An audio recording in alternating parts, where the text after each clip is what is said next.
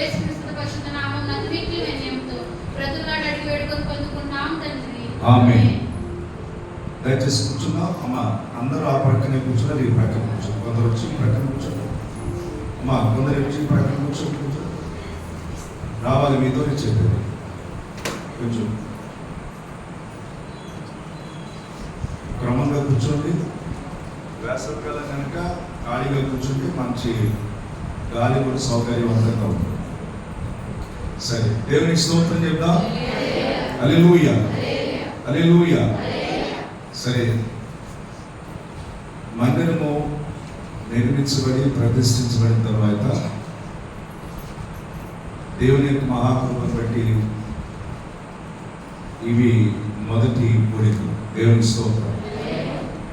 మరి మందిరం యొక్క నిర్మాణ విషయంలో మనందరికీ తెలుసు. మనము పాత మందిరం ఉన్నప్పుడు సేవకులు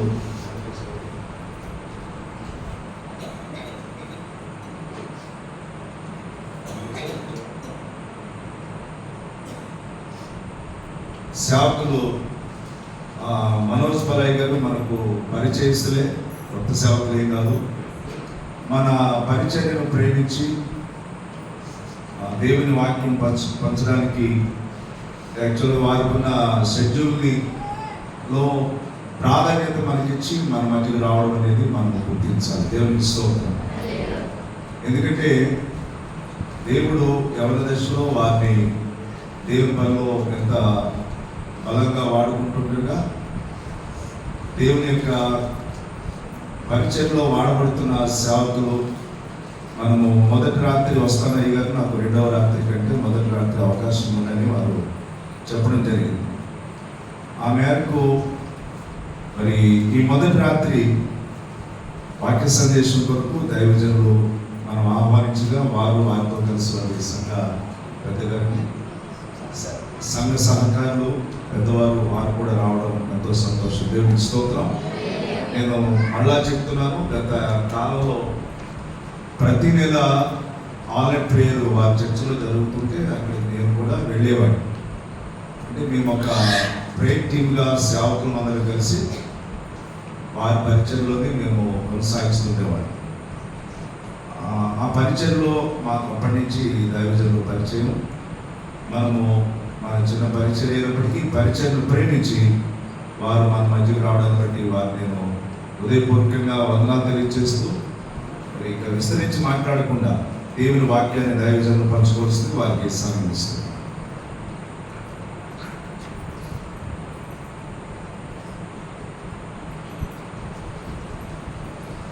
ఘనమైన దేవుని పరిశుద్ధ నామానికి మహిమ కలుగును గాక.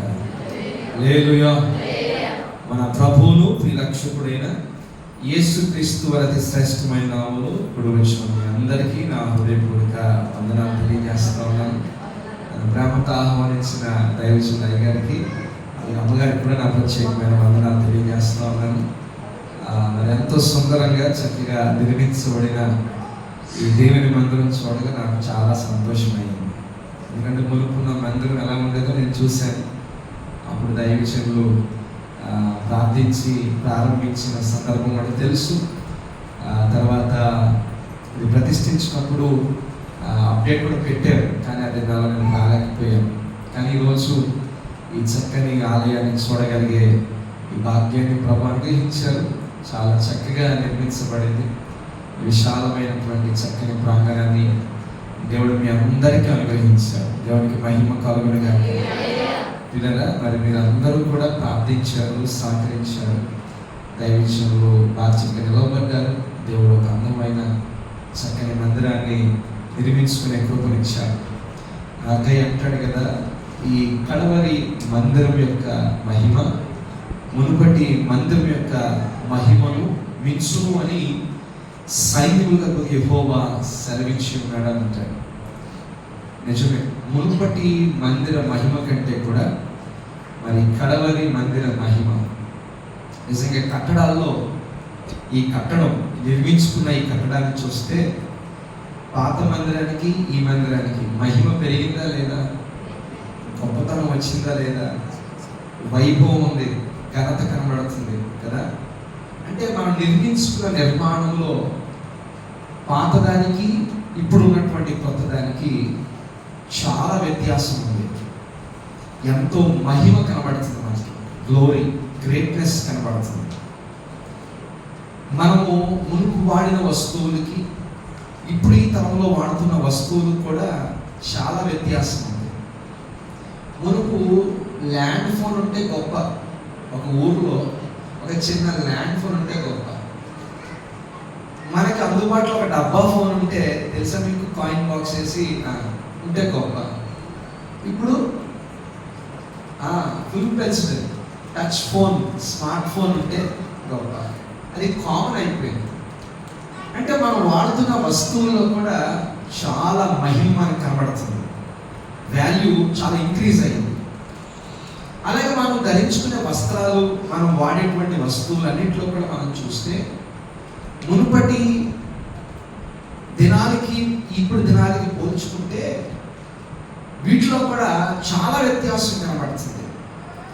ఇప్పుడు చాలా అధునాతనమైనటువంటి పరికరాలు చూస్తున్నాం, లేటెస్ట్ ట్రెండ్స్ చూస్తున్నాం, సాఫిస్టికేటెడ్ ఇన్ఫ్రాస్ట్రక్చర్ చూస్తున్నాం. అంటే ఒక విధంగా చెప్పాలంటే ఆత్మీయ భాషలో మునుపటి కంటే మహిమ పెరుగుతూనే వచ్చింది.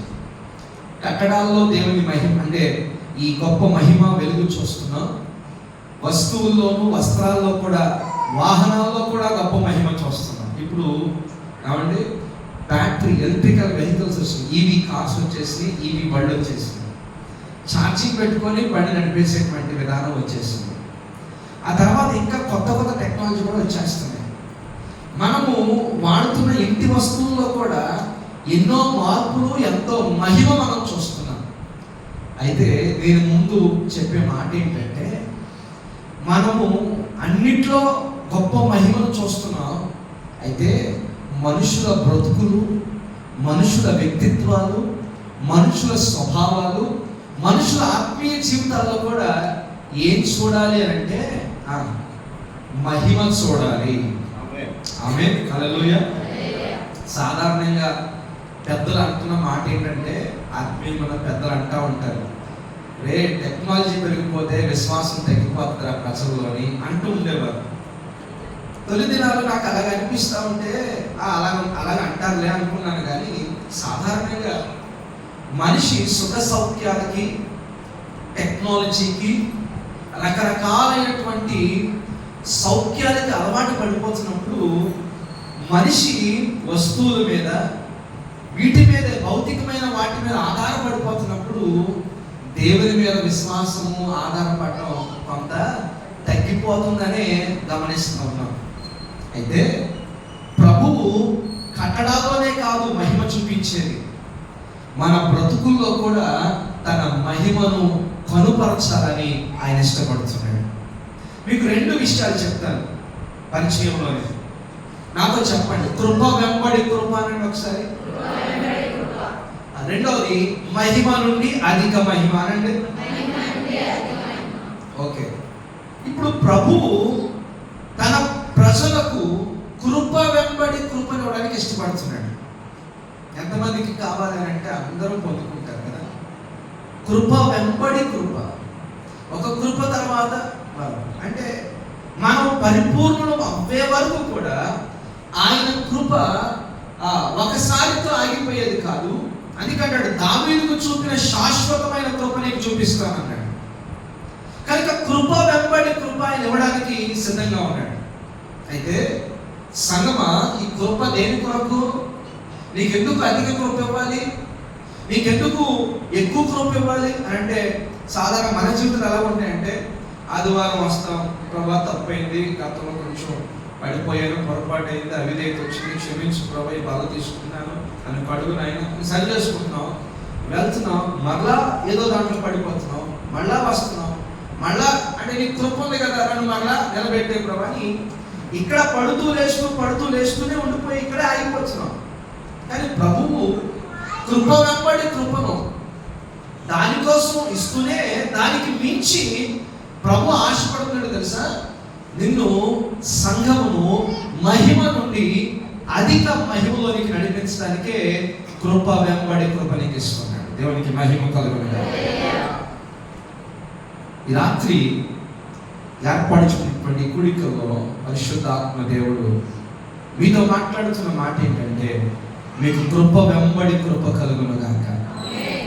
మన పరిస్థితులు, నిర్మాణాలు, వస్తువులు, వస్త్రాలు, వాహనాలు ఎలాగైతే రూపుదిద్దుకుంటూ ఉన్నతమైనటువంటి మహిమలోకి వెళ్తున్నాయి, అంటే కొంచెం గొప్పతనంలోకి వెళ్తున్నాయో, అలాగే మన బ్రతుకులు కూడా ఆత్మీయంగా ఆ అంతకంతకు మహిమ నుండి అధిక మహిమలోనికి నడిపించబడును గాక. ముసుగులేని వారముగా దేవుని యొక్క మహిమను ప్రతిబింబింప చేయగలిగిన వారంగా మనమందరం ఎదగాలని ప్రభు యొక్క ఉద్దేశం. దాన్ని ఒక్క మాటలో చెప్పాలంటే, మనం క్రీస్తులాగా మార్చబడాలి, ఆయన పోలికలోనికి మార్చబడాలి, ఆయన స్వభావమును ధరించుకోవాలి. ఇప్పుడు ఏంటంటే, సాధారణంగా మనకున్నవన్నీ డెవలప్మెంట్ కనబడుతున్నాయి, కానీ మన జీవితాలే ఆత్మీయంగా డెవలప్మెంట్ కనిపించలేని పరిస్థితులకు వెళ్ళిపోతుంది. ఇంకా చెప్పాలంటే చాలా మంది యొక్క విశ్వాసం అంతకంతకు క్షీణించిపోతున్న పరిస్థితి అయిపోతుంది. ఇంతకుముందు కొంచెం స్ట్రాంగ్గా ఉండేవారు, ఏదైనా తట్టుకుంటూ ముందుకు సాగేవారు. ఇప్పుడు తరం ఎలాగైపోయిందంటే బలహీన తరం అయిపోయింది. చిన్నది ఏదైనా ఎదురైతే అమ్మో నేను ఇంతనేమో నా వల్ల కాదు అని చేతులు ఎత్తేసే పరిస్థితి, విశ్వాసంలో నిలకడగా లేని పరిస్థితి. కార్యములు ఆరంభించడం కంటే కూడా కార్యములు ముగించడం చాలా శ్రేష్టం అన్నాడు కదా. కనుక ఈ రాత్రి ప్రభు మిమ్మల్ని బలపరిచేది ఏంటంటే, మీకు కృప వెంబడి కృపనిస్తున్నాను, మీరు మహిమ నుండి అధిక మహిమలోనికి వెలుదురుగాక. ఒక మాట చెప్పాలంటే, మనకున్న భౌతికమైన మహిమ కంటే కూడా ఆత్మ సంబంధంగా ఒక ఉన్నతమైన స్థితి ఉండాలి. అంటే భౌతికంగా ఉన్న దానికంటే కూడా ఆత్మీయం అంటే ఎక్కువ ఉండాలంట. అందుకనే వాక్యం ఇలా సెలవించింది, నీ ఆత్మ వర్ధిల్లుచున్న ప్రకారము నువ్వు అన్ని విషయములలో వర్ధిల్లుచు సౌఖ్యముగా ఉండాలి. 3వ యోహాను పత్రిక 2వ అధ్యాయంలో ఉంటుంది. ఆత్మ వర్ధిల్లుచున్న ప్రకారముగా ప్రపోర్షనేట్ గా భౌతిక జీవితాలను వృద్ధి పొందాలి. ఒకవేళ భౌతిక జీవితంలో అభివృద్ధినిచ్చాడా, ఆత్మీయ జీవితంలో మరింత శ్రద్ధగా నీవు ఆసక్తి చూపించి భౌతిక స్థితి కంటే ఉన్నతమైన ఆత్మీయ స్థితిలోకి రావాలి. కానీ అసలు క్రమం ఏంటంటే, నీ ఆత్మీయ స్థితిని కట్టుకుంటూ ఉండే కొలది దేవుడు అన్ని విషయాల్లో నీకు అభివృద్ధిని కలిగించును గాక. దాన్ని ఇంకోలా చెప్పాడు ప్రభు, నా రాజ్యాన్ని, నా నీతిని మొదట వెతకండి, అప్పుడు మిగతావన్నీ నీకు అనుగ్రహం. మన భక్తి అవసరాల కోసం చేయట్లేదు, మన భక్తి ఆపదలప్పుడు చేయట్లేదు. మన భక్తి దేవుని మహిమను వెతుకుతూ, దేవుని రాజ్యాన్ని వెతుకుతూ, దేవుని నీతిని వెతుకుతూ, దేవుడు మన నుండి ఏం ఆశిస్తున్నాడో దాని విషయమై మనం భక్తి చేయుదుము గాక. ఆమేన్, హల్లెలూయా.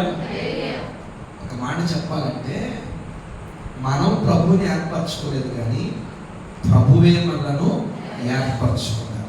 ఎందుకు ఏర్పరచుకున్నారంటే, మీరు ఫలించాలని ఏర్పాటు చేసుకున్నారు. తన కొరకు మీరు నిలవబడాలి, పని చేయాలని ప్రభు కోరుకున్నాడు.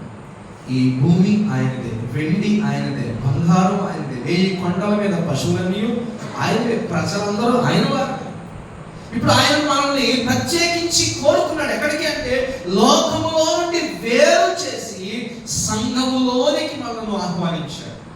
ఇంకోలా చెప్పాలంటే, అంధకార రాజ్యములో నుండి మనల్ని విడిపించి, సాతాను అధికారంలో నుంచి విడిపించి క్రీస్తు రాజ్యములోనికి మనను ఆయన నడిపించాడు. దేవునికి మహిమ కలుగును గాక. ఈ రాజ్యంలో నువ్వు ఉండాలని ప్రభు నిన్ను కోరుకున్నాడు. ప్రభు నిన్ను కోరుకున్నాడు. అమ్మా, నిన్ను కోరుకున్నప్పుడు ప్రభువు ఇంకొక సలహా తీసుకోలేదు. అమ్మా, ఈ కుమార్తె నేను కోరుకుంటున్నాను, మీరందరూ ఈ అమ్మాయికి ఓటేసి గెలిపిస్తారని ఎవరిని అడగలేదు. ప్రభు ఏకగ్రీవంగా నిన్ను తను చూసుకున్నాడు, నిన్ను కోరుకున్నాడు, నిన్ను విమోచించాడు, రక్షించాడు, నిన్ను తన రాజ్యంలో తను చేర్చుకున్నాడు. దేవునికి మహిమ కలుగును గాక. యునానిమస్ గా. ఇక ఒకవేళ నీ గురించే కనుక ప్రభు వచ్చి నీ గురించే, ఈ బిడ్డను నా రాజ్యంలో చేర్చుకోవచ్చా, నా సంఘంలో అంటు కట్టుకోవచ్చా అని 10 మందిని ఆరాధిస్తారు అనుకోండి, దాదాపు ఏం చెప్తారు కొంతమంది అంటే, అబ్బే ఈ అమ్మాయి వల్ల పని అవుతుంది, ఈ అబ్బాయి వల్ల పని అవుతుంది, అబ్బాయి నువ్వు సెలెక్ట్ చేయకూడదు ప్రభు మనుషుల అభిప్రాయాల మీద ప్రభు ఆధారపడి నేను కోరుకోలేదు, కానీ తన ఆయాచితముగా తన ప్రేమ చూపించి జగత్ పునాది వేయబడక మునిపే క్రీస్తులో నిన్ను ఏర్పాటు చేసుకున్నాడు. హల్లెలూయా. కనుక దేవుడు నిన్ను కోరుకున్నాడు కనుక నీ నుండి ఆయన కొంత ఎక్స్పెక్ట్ చేస్తున్నాడు. కనుక మనం ఏం చేస్తామంటే భక్తిలో దేవుడి నుంచి ఎక్స్పెక్ట్ చేస్తూ ఉంటాం. తప్పు లేదు, ఆశించు, ఎందుకంటే ప్రభు ఇస్తాడు. కానీ మన భక్తి కేవలం ప్రభు నుంచి ఏదో పొందుకోవడానికి మాత్రం కాదు. ప్రభు కొరకు నేను ఏమి ఇవ్వగలను, నేను ఏమి చెయ్యగలను, ప్రభు యొక్క మహిమ నేను వెదికేవాడిగాను, ప్రభు మహిమ నేను పెంచేవాడిగాను, ప్రభు కొరకు మహిమాత్మకంగా జీవించేవాడిగా నేను ఉండాలి అనేటువంటి ఆలోచన మనకు ఉండాలి. దేవునికి మహిమ కలుగునుగా. ఇప్పుడు మందిరం కట్టబడిన ఉదాహరణకి మీరందరూ వస్తేనే కదా మహిమ నింపబడుతుంది. ఇక్కడ నివాసం కట్టుకున్నాం, దాంట్లో ఉంటేనే కదా ఆ మహిమ ఉంటుంది. ఉండకపోతే అది పాడైపోతుంది కదా. ఇప్పుడు మీరు వస్తే ఇక్కడికి ఏం తీసుకొస్తున్నారంటే ఈ మందిరంలోనికి ఒక మహిమను తీసుకొని వస్తున్నారు. అలా వెళ్తూ కూడా ఇక్కడున్న ఆత్మశక్తిని తీసుకొని వెళ్ళి లోకములో లేకపోతే సమాజంలో దేవునికి మహిమకరంగా జీవించాలి. దేవునికి స్తోత్రం కలుగునుగా. హల్లెలూయా. రండి, కొంత వాక్య భాగాన్ని మనం ధ్యానం చేసుకుందాం. ఈ పరిచయ మాటలతో ముందుకు సాగుతూ పరిశుద్ధ లేఖనాల్లో నుంచి ఓబద్యా గ్రంథం పాత నిబంధనలో 761వ పేజీ. ఓబద్యా పాత నిబంధనలో 761వ పేజీ. ఒకే ఒక అధ్యాయం ఉంటుంది. 21వ వచనాన్ని ఒకసారి చదువుకున్నాం. మరియు యాషావు యొక్క కొండకు తీర్పు తీర్చుటకై సియోను కొండ మీద రక్షకులు పుడతారు. అప్పుడు రాజ్యము యెహోవాది అగును. దేవుడి లేఖను మనకు దీవించి మనతో మాట్లాడును గాక. ఆమేన్. ప్రియులారా, ఓబద్యా అనేటువంటి ఒక ప్రవక్త. సాధారణంగా బైబిల్లో ప్రవక్తల గ్రంథాలు ఉన్నాయి. పెద్ద ప్రవక్తల గ్రంథాలు, చిన్న ప్రవక్తల గ్రంథాలని దానికి 2 కేటగిరీస్ ఉన్నాయి. అంటే వీళ్ళు చిన్నోళ్ళు కాబట్టి చిన్న ప్రవక్తలని, పెద్దోళ్ళు కాబట్టి పెద్ద ప్రవక్తలని కాదు, కానీ వ్యక్తులు బట్టి కాదు, కానీ వారు రాసినటువంటి గ్రంథాలను బట్టి చిన్న గ్రంథాలు రాశారు కాబట్టి చిన్న ప్రవక్తలు అన్నారు. పెద్ద గ్రంథాలు రాశారు కాబట్టి యెషయా, ఇర్మియా, హెజ్కేలు పెద్ద గ్రంథాలు, పెద్ద ప్రవక్తలు అన్నారు అన్నమాట. అంతే తప్ప ప్రవక్తలుగా వారు దేవుని దృష్టిలో ప్రవక్తలు అంటే ప్రవక్తలు అంటే. దేవునికి మహిమ కలుగునుగా. పిల్లరా, దేవుడు తన సేవకుని పిలుచుకున్నాడు కనుక ఆ సేవకుని పిలిచిన దేవుని బట్టి ఈ సేవకునికి గొప్పతనం. సాధారణంగా మనుషుల్లో ఏం చూస్తామంటే ఎక్కువ మంది సభ్యులు ఉంటే వాళ్ళు గొప్ప సేవకులు, తక్కువ మంది సభ్యులు ఉంటే వాళ్ళు చిన్న సేవ అనుకుంటాం. అది మామూలుగా సామాజికంగా మనం మాట్లాడతాం. కానీ నేను చెప్తాను ఏంటంటే ఒక వ్యక్తి ప్రభు చేత పిలువబడితే అతని గొప్పతనం సంఘాన్ని బట్టి కాదు, కానీ దేవుని బట్టి కలుగుద్ది. దేవునికి మహిమ కలుగునుగా. అవును, ఎంతో మంది క్లిష్టమైన మారుమూల చాలా సౌకర్యాలు లేని ప్రాంతాల్లో కూడా చిన్న సేవలు పడుతూ చాలా బలమైనటువంటి కార్యాలు చేస్తూ ఎన్నో వ్యతిరేకతలు ఎదుర్కొంటూ దేవుని కొరకు నిలబడినటువంటి గనులైన వారు ఉన్నారు. స్వార్థ ప్రకటించే వారి పాదాలు పర్వతముల మీద సుందరములు అన్నాడు. ప్రతి ఒక్కరిని ప్రభు వాల్యూగా ఎంచుతున్నాడు. సరే, ఈ ఓబద్యా అనేటువంటి ఆయనకు కలిగిన ఒక దర్శనమే ఈ ఓబద్యా గ్రంథం. దేని గురించి కలిగింది అంటే మనకి తెలుసు మామూలుగా ఏంటి అంటే యాసావు, యాకోబు అనే 2 అన్నతమ్ముళ్ళు ఉన్నారు. ఎవరికి పుట్టారు? ఇస్సాకు పుట్టారు. దేవునికి మహిమ కలుగునుగా. ఇస్సాకు పుట్టానికి యాసావు, యాకోబు 2 పుట్టారు. చివరికి వారి స్టోరీ ఏమైంది అంటే యాకోబు ఆశీర్వదించబడ్డాడు. యాసావు ఆశీర్వాదాలు పొందుకోలేక తర్వాత పొందగోరాడు, కానీ అతని వల్ల కాలేదు. అతను వెతికాడు, ఏడ్చాడు, తొక్కుపడ్డాడు, కానీ అతనికి ఆశీర్వాదం దొరకలేదు. ఎందుకు దొరకలేదంటే యాషావుకి యాకోబుకు ఉన్నటువంటి ఒక వ్యత్యాసం మాత్రం మీకు చెప్పాలంటే యాకోబు దేవుని వాగ్దానాలు కానీ, దేవుడిచ్చిన స్వాస్యము కానీ, దేవుడిచ్చినటువంటి వారసత్వపు జ్యేష్ఠత్వాన్ని కానీ చాలా విలువగా ఎంచినవాడు. యాసవ్ అలా కాదు. ఒక్క పూట కూటి కొరకు దేవుడిచ్చిన విలువైన ఘనమైన అతి శ్రేష్టమైన వారసత్వం జ్యేష్ఠత్వ హక్కును అతడు అమ్మి వేసుకున్నాడన్న మాట మనం చూస్తాం. ఇతనికి లెక్కలేదు యాసవ్కి. నా ఆకలే నాకు ముఖ్యం అనుకున్నాడు, నా అక్కరే నా అవసరమే నాకు ముఖ్యం అనుకున్నాడు, కానీ దేవుడిచ్చిన విలువైన స్థానాన్ని పోగొట్టుకున్నాడు. కానీ యాకోబు విలువైనదేంటో గ్రహించగలిగాడు. కాబట్టి ఆ వ్యక్తిత్వాలు ఎరిగిన దేవుడు ముందే చెప్పాడు, యాకోబును ప్రేమించను యాషావును ద్వేషించాలని. ఆ సబ్జెక్ట్లో లోపలికి వెళ్ళట్లేదు, కానీ యాకోబుకి యాషావుకి మధ్యలో ఏం కలిగిందంటే వైరము కలిగింది, శత్రుత్వం వచ్చింది. అన్నతమ్ముళ్ళ మధ్యలో ఏమొచ్చింది? శత్రుత్వం వచ్చింది. యాకోబు పారిపోయాడు మామగారింటికి, లాబాను దగ్గరికి. పెళ్ళిళ్ళు చేసుకున్నాడు, పిల్లలను కన్నాడు, ఆస్తి పొందుకున్నాడు. మళ్ళా తిరిగి వచ్చేస్తున్నాడు. ఊరు వచ్చేస్తుంటే అన్నయ్య కూడా 400 మందిని వేసుకొని ఎదురెళ్తున్నాడు అనమాట. ఎవరో చెప్పారు, అయ్యో మీ అన్నయ్య వస్తున్నాడు జనాన్ని వేసుకొని అంటే భయపడిపోయాడు యాకోబు. ఎందుకంటే పాత గ్రడ్జెస్ ఉన్నాయి కదా, వైరం ఉంది కదా, నన్ను చంపేస్తాడేమో, ఆ కోపంతో ఉన్నాడేమో అనుకుని బాధపడ్డాడు, భయపడ్డాడు. అయితే ఆ బాధ భయంలో ఏం జరిగిందంటే యాకోబు పరిపూర్ణంగా రూపాంతరం చెందాడు. దేవునికి మహిమ కలుగునగాక. కష్టములప్పుడు, శ్రమలప్పుడు, బాధలప్పుడు, భయాలప్పుడు ప్రభువు దాన్ని మన కొరకు మేలైన రీతిగానే చేస్తాడు. మనకి మేలుకరమైన సంగతులు జరగడానికే ఆయన అనుమతిస్తాడు.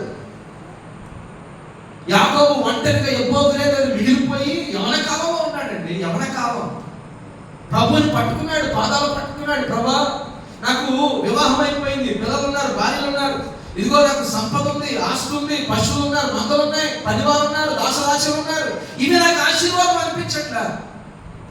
నాకు నీ ఆశీర్వాదం కావాలని రాత్రంతా పెనుగులాడాడు, సాధించాడు. శత్రువుని అంటే అన్ని ఎదుర్కోవడానికి భయపడ్డాడు, కానీ దేవుడు దాన్ని సమాధానంగా మార్చాడు. కానీ ఆ రోజు సమాధానంగా జరిగింది, కానీ తర్వాత ఇప్పుడు ఆ యాషావు యాకోబు అంటే సమాధానం పడిపోయారు. కానీ వెనకాల ఉంటారు కదా వంశీకులు, ఏదో పాత స్టోరీలు గుర్తుపెట్టుకొని మీ వాడు మా వాడు ఎలాగన్నాడంట అని వీళ్ళు ఏం చేశారంటే యాషావు అంటే ఎదోమీయులు, ఎదోము అంటారు, యాషావు అంటారు. ఈ సంతతి వారు యాకోబు సంతతి వారికి వ్యతిరేకంగానే ప్రవర్తిస్తున్న పరిస్థితులు ఉన్నాయి. కానీ ప్రభు అన్నాడు యాకోబుతో, యాషావు కొనలేమండి, ఆయన టచ్ చేయకండి. అలాగని యాషావుకి ఏమి ఇవ్వకున్నామంటే భౌతికంగా సంపద ఉంది, కానీ ఆత్మీయంగా మాత్రం సరైన ఆస్యము, ఆత్మీయ వారసత్వం యాషావుకి లేదు. భౌతికమైన వస్తు వాహన ధనధాన్య సమృద్ధి, ఒకవేళ పశువుల మందలు, కుటుంబాలు, భూములు ఉన్నాయేమో, కానీ యాషావుకి యాకోబు పొందినటువంటి ఆత్మీయ వారసత్వ స్వాస్థ్యం యాషావుకి లేదండి. అయితే వాళ్ళిద్దరికి మధ్యలో వైరం ఉంటానే ఉంది. ఇప్పుడు మన పాయింట్లోకి వస్తే కాంటెక్స్ట్ లోకి, యాకోబు అంటే ఇశ్రాయేలు ప్రజలు. ఈ ఇశ్రాయేలు ప్రజలు కష్టంలో ఉన్నారు. కొంత వీరు కూడా దేవునికి వ్యతిరేకంగా ఉండడాన్ని బట్టి కొంచెం ఇబ్బందులు పాలయ్యారు, చెరలోకి వెళ్ళబడ్డారు. అయితే ఈ యాకోబు, ఈ ఇశ్రాయేలు ప్రజలు, ఈ వంశపు వారందరూ కష్టపడుతున్నారని చెప్పి, శ్రమ పడుతున్నారని చెప్పి ఈ యాషావు సంతతి వారు ఏం చేశారంటే వీరికి సహకరించలేదు, సానుభూతి చూపించలేదు. పైగా వీళ్ళు ఎలాగ చేయబడతా ఉంటే వారు హ్యాపీగా ఉన్నారంట. వీళ్ళకి ఎలాగే జరగాలి అనేటువంటి శత్రువు యొక్క ఆలోచనతో ఉన్నారు. ఈ ఎదోము గురించి మాట్లాడుతూ మీరు వినండి జాగ్రత్తగా, ఒక మాట చూద్దామా? మూడవ వచనంలో పర్వతముల మీద ఆశీనువయుండి కొండ సందులలో నివసించువాడా, నన్ను కిందకు పడదయగలవాడు ఎవడని అనుకున్నవాడా, నీ హృదయపు గర్వము చేత. ఇప్పుడు తన తమ్ముడు వంశం అంతా ఇశ్రాయేలు ప్రజలు బాధపడుతూ ఉంటే అన్నకు సంబంధించినటువంటి ఈ వంశీయులు అందరూ కూడా ఎలా ఉన్నారంటే పట్టనట్టు ఉన్నారన్నమాట. వాడు ఎలా పోతే మాకేంటి, వాడికి అలాగే జరగాలి అని శత్రుత్వాన్ని బట్టి వీరు చాలా వ్యతిరేకంగా ఉన్నారు. వాళ్ళ వైఖరి ఎలా ఉందంటే, ఒకటి గర్వము చేత నింపబడ్డారంట. చాలా గర్వం. అనుకుంటారంట మమ్మల్ని పడగొట్టేవాడే లేడు అన్నటువంటి భావంతో ఉన్నారంట. అక్కడ అన్నాడు, ఏమన్నాడు తెలుసా? నన్ను క్రిందకి పడగొయ్యగలిగిన వాడు ఎవడని అనుకుంటున్నావు కదా, నీ హృదయపు గర్వం చేత నువ్వు మోసపోతున్నావు, నేను నిన్ను పడగొట్టేస్తాను అంటున్నాడు. అక్కడ దాని అర్థం చాలా సింపుల్ గా మీకు అర్థమయ్యేలా చెప్తాను. గర్వంతో ఉన్నావు కదా, నిన్ను ఎవడో పడగొట్టాడు అనుకున్నావు కదా, నేను నిన్ను పడగొడతాను అంటున్నాడు.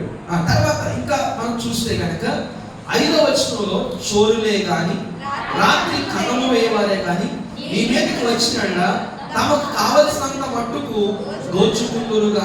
అంటే వీళ్ళు దోచుకోవడంలో సంతోషిస్తారంటే ఏదో వీళ్ళు, అందుకని మీరు కూడా దోచుకోబడతారు అని అంటాడు. మీరు గర్వంతో ఉన్నారు, మేము పడము అనుకున్నారు, పడిపోతారు, జాగ్రత్త. మీరు దోచుకుంటున్నారు ఇతరుల్ని, కానీ మీరు కూడా దోచుకోబడతారు, జాగ్రత్త అని హెచ్చరిస్తూ 10వ వచనం, నీ సహోదరులైన యాకోబు సంతతికి నీవు చేసిన బలాత్కారమును బట్టి. అంటే వీరు ఏం చేస్తున్నారంటే యాకోబు సహోదరుని యాకోబు సంతతికి బలాత్కారం అంటే వైలెన్స్ చూపిస్తున్నారు, మీద పడిపోతున్నారు, చాలా కక్షతో ఉన్నారు, పగతో ఉన్నారు, బలాత్కారం చేస్తున్నారు కదా. ఇదిగో మీరు కూడా అవమానం పొందేలాగా మీరు కూడా బలాత్కారం చేపడతారు, జాగ్రత్త అంటున్నాడు. ఇక ఇంకొక మాట చదువుదామా, నేరుగా మీకు అర్థమైపోతుంది. 15వ వచనం, యెహోవా దినము వచ్చుచున్నది, అప్పుడు నీవు చేసినట్టే నీకును చేయబడును, నీవు చేసినదే నీ నెత్తి మీదకి వచ్చు. నేను చెప్పనా అవునా? నీవు చేసినట్టే నీకు చేయబడుతుంది, నీవు చేసిందే నీ నెత్తి మీదకి. బైబిల్లో ఓబద్య ద్వారా ఎదోమీయులకు అంటే యాషావు సంతతి వారికి రాస్తున్న మాట ఇది. నువ్వేం చేసావో అదే నీ తల మీదకి వస్తుంది. ఇలాంటి మాట కొత్త నిబంధనలో మాట ఉంటుంది, చెప్పగలరు? గలతీ పత్రిక 6వ అధ్యాయం ఉంటుంది. చిన్న హింట్ ఏమన్నా తీయకుండా చెప్తారా? మనుషుడా, నువ్వేది విత్తుతావో, థ్యాంక్ యూ అమ్మా, మోసపోకుడి దేవుడు వెక్కిరింపబడు. నువ్వేది విత్తుతావో ఆ పంటనే, నువ్వేం చేసావో అదే నీ నెత్తి మీదకి వస్తుంది అని ఇది ఒక హెచ్చరికగా చెప్తున్నాడు. ఇక రెండు విధానాలు ఉంటాయి.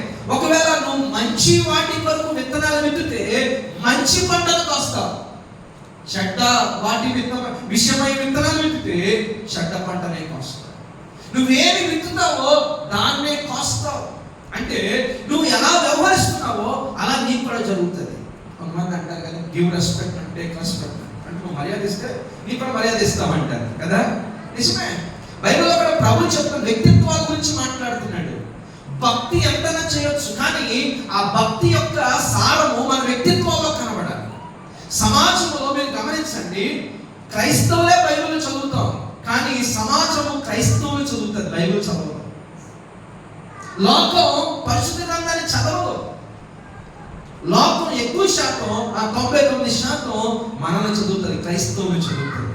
అవును, మీరు దేవుని పిల్లలు అంటారు కదా, మీరు ప్రభు దగ్గరికి వెళ్తున్నారు కదా, మీరే ఏంటి మీలో ఈ అన్యాయం, ఏంటి నీతి, ఏంటి అవినీతి అని అంటూ మన నీతిని, మన యొక్క నీతి న్యాయ విధానాన్ని ప్రశ్నించడం మొదలు పెడతా ఉంటారు.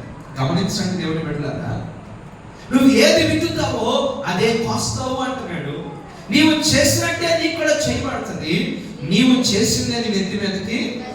ఇప్పుడు చెప్పండి, మనం ఏం చేస్తున్నామో అంటే ఇంకో మాట అంటాడు కొత్త నిబంధనలో, ఆ సువార్తలో ప్రభు అంటాడు, మీరు ఏ కొలతతో కోస్తారో కొలుస్తారో అదే కొలతతో మీకు కూడా.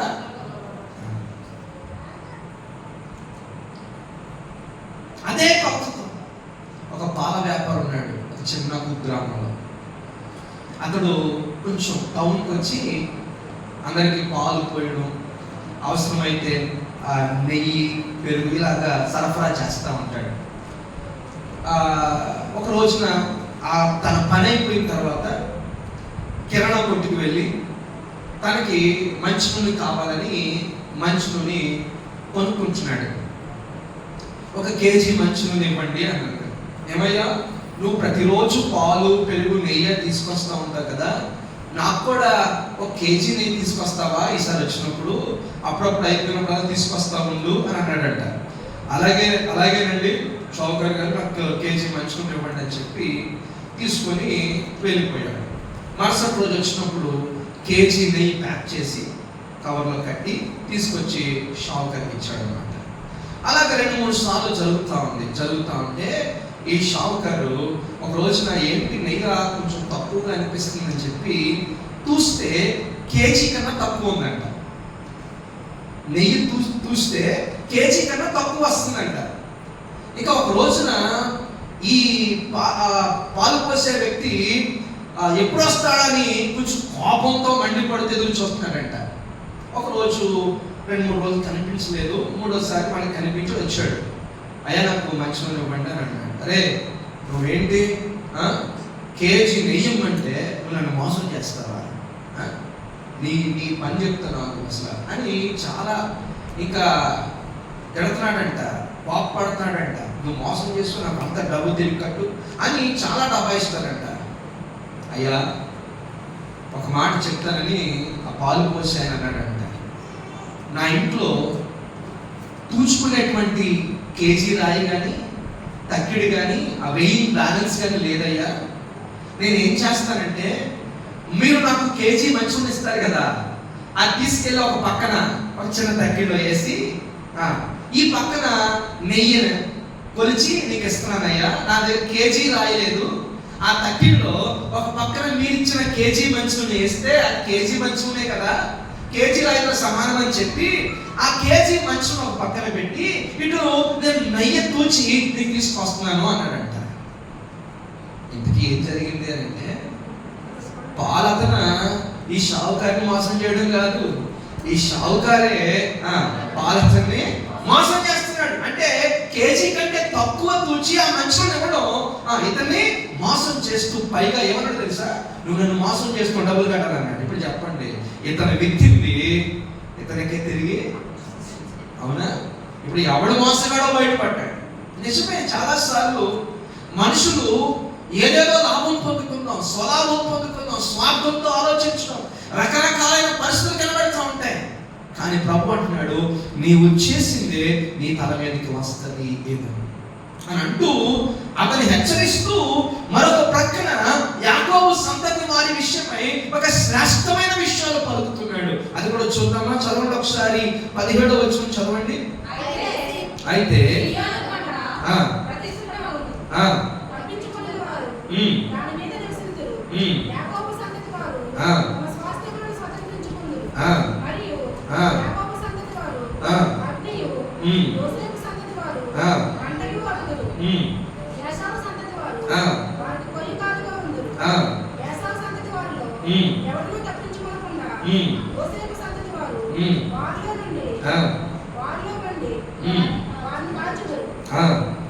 యెహోవా మాట ఇక్కడ మనం గమనించండి, ఒక పక్కన ఏదోము అంటే ఏసావు సంతతి వారి కోసం ఒక తీర్పు లాంటి విషయాన్ని ప్రకటిస్తున్నాడు. నువ్వు ఎలా ఉన్నావు, గర్వం చేత ఉన్నావు, నువ్వు దోచుకోవడమే నీ వృత్తి నాకుంది, ఇదిగో నువ్వు బలాత్కారం చేస్తా ఉన్నావు, నువ్వు చేసిందే నీ మీదకి వస్తుంది.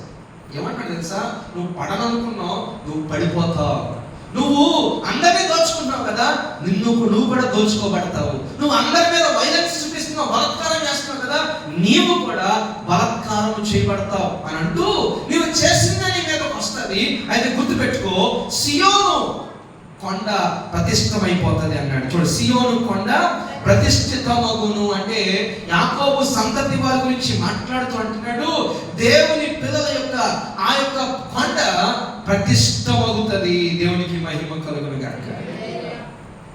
తప్పించుకున్న వారు దాని మీద నివసిస్తారు. యాకోబు సంతతి వారు తమ స్వాస్యములను స్వతంత్రించుకుంటారు. దేవునికి మహిమ కలుగును గాక.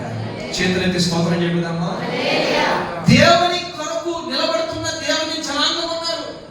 వారెవరు అంటే నిబంధన చేయబడిన వారు, వారెవరు అంటే ప్రతిష్ఠితమైన జనము, వారెవరంటే రాజులైన యాజక సమూహం అని పిలువబడిన వారు, వారెవరంటే దేవుని సొత్తైన ప్రజలు, ప్రత్యేకించబడినటువంటి పరిశుద్ధ వంశముగా ఉన్నారు, పరిశుద్ధ జనముగా ఏర్పరచబడిన వంశముగా ఉన్నారు. వీళ్ళు నిజమే, వీళ్ళ కూడా దేవుని పిల్లలై ఉండి తప్పిపోయారు, చెరలోకి వెళ్ళిపోయారు. అంత మాత్రం చేత దేవుడు వారిని విడిచిపెట్టలేదు. తన ప్రజలను, తన స్వాస్థ్యాన్ని తన ప్రభు ఎప్పుడు విడిచిపెట్టడం. దేవునికి మహిమ కలుగును గాక. నేను అంటాను, ఈ రాత్రి ఒకవేళ నీ హృదయంలో దేవునికి నీకు దూరం ఉందేమో నాకు తెలియదు, కానీ నా ప్రభు నిన్ను విడిచిపెట్టట్లేదు. నిన్ను మరలా ప్రతిష్ఠితంగా చేసి నిన్ను బలపరచడానికి ఇష్టపడతా ఉన్నాడు. Praise the lord, praise the lord. పాత మందిరం చిన్నది, పాత మందిరం పాతకాల పద్ధతి. మంచిగా కడదాం, మంచిగా కట్టేసాం, ప్రతిష్ఠించేసాం. దేవునికి మహిమ కలుగును గాక. అయితే మరి నీ జీవితంలో ఇంకా పాత అలవాట్లేనా, ఇంకా పాత గుర్తులేనా, పాత స్వభావమేనా, పాత విధానమేనా, పాత తలంపులేనా, నవీన స్వభావంగా మార్చబడవా? నువ్వు ప్రతిష్ఠించుకోవా? ఏదో రక్షణ పొందాను, ఏదో దేవుడు ఉన్నానంటే సరిపోదు, కానీ మొదటి ప్రేమ మరలా ఉజ్జీవింప చేయబడును గాక. హల్లెలూయా.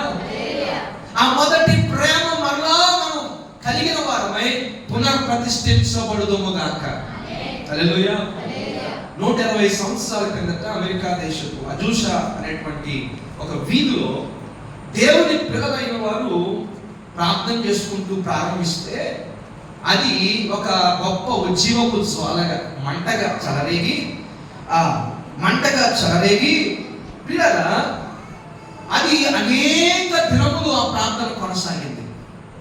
ఆ ప్రార్థన, ఆ ఉజ్జీవంలో చాలా మంది అద్భుతాలు చూశారు, స్వస్థతలు చూశారు. ఎలాగంటే కొత్త అవయవాలు కూడా వచ్చేసింది.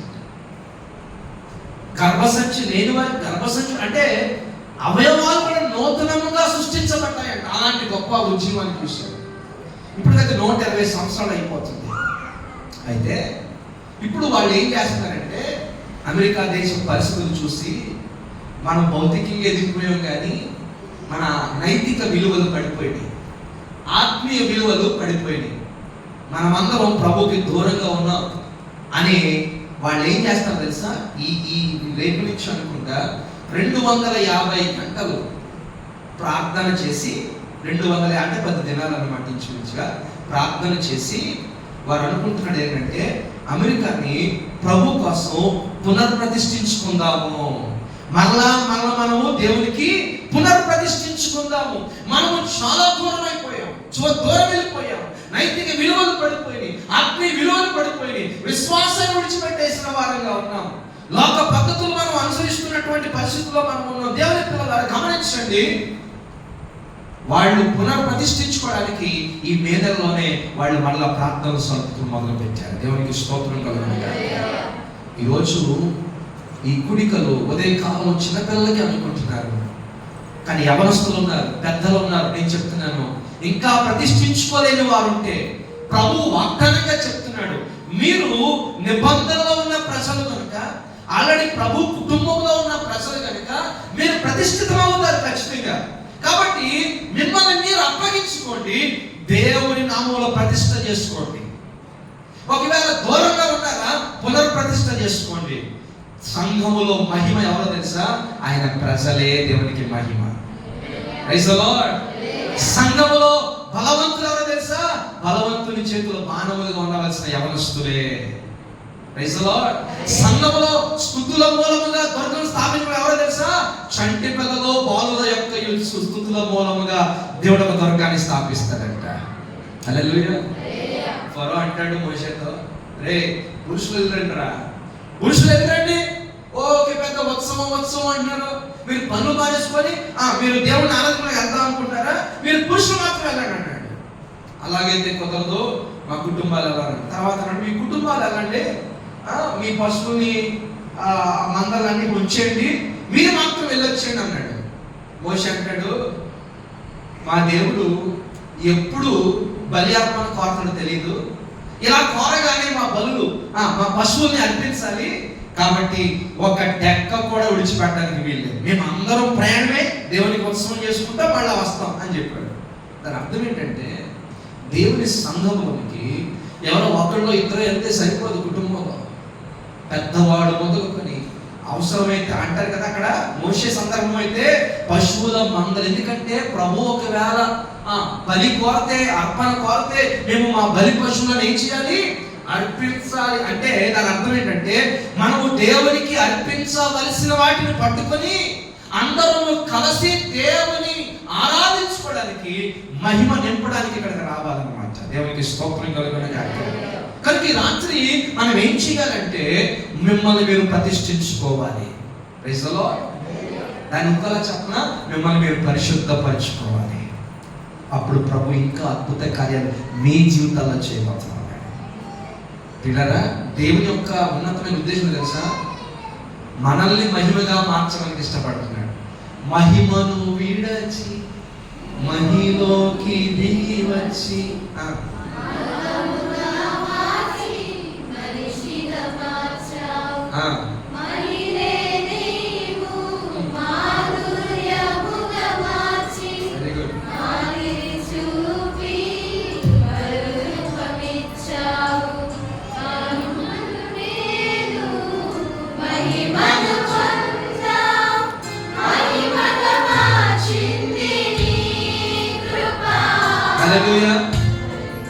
మట్టిలో ఉన్న మనము, మహిలో ఉన్న మనము మట్టిని మహిమగా మార్చడానికి ప్రభు యొక్క ఉద్దేశం. నేను చాలా బాగుంది. మహిమగా మార్చడానికి వచ్చాడు. ఎవరిని చెప్పండి? ఎవరిని? మనల్ని. ఈ మనిషిని, ఈ మంటిని మహిమగా మార్చడానికి వచ్చాడు దేవుడు. హల్లెలూయా. మనం అన్నింటినీ మహిమగా మారుస్తున్నాం. మన జీవితాలు దేవునికి మహిమగా మారిపోవును కాక. దేవుని మహిమను ధరించుకున్న పరిశుద్ధులుగా మారి, మనం ఎక్కడికో పరలోకం మహిమ ధరించుకోవడం కాదు, మన మీద అదృశ్యంగా దేవుని మహిమ నిలవాలి. ఎందుకు చెప్తుంది తెలుసా? చూడుము లోకము మీదకి కటిక చీకటి కమ్మేస్తుంది అన్నాడు. మరి అయితే యెహోవా మహిమ నీ మీద, చదవండి యెషయా గ్రంథం 60 అధ్యాయం 1-2 వచనాలు చదవండి ఒకసారి. యెషయా గ్రంథం 60 అధ్యాయం 1-2 వచనాలు. నీకు వెలుగు వచ్చి ఉన్నది, లెమ్ము తేజరిల్లుము, యెహోవా మహిమ నీ మీద ఉదయించెను, చూడుము. చదవండి. జలములు కమ్మేస్తుంది, యెహోవా నీ మీద ఉదయించుచున్నాడు. దేవునికి మహిమ కలుగును గాక. హల్లెలూయా. చూడము, లోకంలో చీకటి ఉంది. మనుషులు చీకటిగా మారిపోతున్నారు, అజ్ఞానులు అయిపోతున్నారు, అపవిత్రులు అయిపోతున్నారు, మలినమైపోతున్నారు. అంటే పైకి ఇలా మంచి పాటలు కట్టుకుంటున్నారు, కానీ ఎంత మూర్ఖులుగా ఉంటారు తెలుసా కొంతమంది. ఇలా కూడా ఉంటారా అన్నంత పరిస్థితి. మీరు కొంచెం లోకం దగ్గర చూస్తూ ఉంటే, అబ్బో మీకు తెలియదని కాదు కానీ ఆవలిస్తే అబ్బా అలా చెప్తారండి, కనెక్టింగ్ అయిపోతారు కదా. అంతటి జ్ఞానం ఉన్న వాళ్ళు మనం ఎవరెవరైనా తెలియదా మనకి.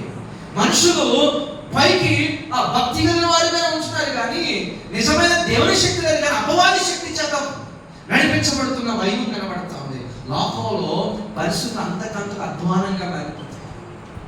నైతిక విలువలు పడిపోతాయి. భారతదేశంలో చూడండి, ఇంతకుముందు కన్నా ఎంత భయంకరంగా నైతిక విలువలు పడిపోయింది. ప్రజలు ఎంత మూర్ఖత్వం వచ్చేసింది, ప్రజలు ఎంత అంధకారం కనబడతా ఉంది, ఎంత అపవిత్రత వచ్చేస్తుంది. అసలు వారి వరుస లేని పరిస్థితులు, పెద్ద చిన్న లేని పరిస్థితులు. అసలు ప్రజలు మరొకరికి గౌరవించే పరిస్థితులు చాలా తక్కువ, అరుదుగా కనబడుతున్నాయి మనకి. నా ప్రియ దేవుని పెట్టారు, ఆ లోకంలో చీకటి కమ్మేస్తుంది. రాజకీయాలు పతనమైపోతున్నాయి, నాయకులు పతనమైపోతున్నారు, అధికారులు నీతి తప్పి ప్రవర్తిస్తూ ఉన్నారు, చదువు నేర్పించే వాళ్ళు నీతి తప్పుతూ ఉన్నారు, వైద్యం చేయాల్సిన వారు నీతి తప్పుతూ ఉన్నారు, న్యాయం చేయాల్సిన వారు నీతి తప్పుతూ ఉన్నారు, పని నాణ్యంగా చేసి డబ్బులు తీసుకున్నాం కదా అన్నవారు నీతి తప్పుతున్నారు. ఎక్కడ చూసినా స్వార్థం, స్వలాభం, ఏదేదో సంపాదించాలనే ప్రయత్నం తప్ప. చూడండి, చీకటి చీకటి చీకటి.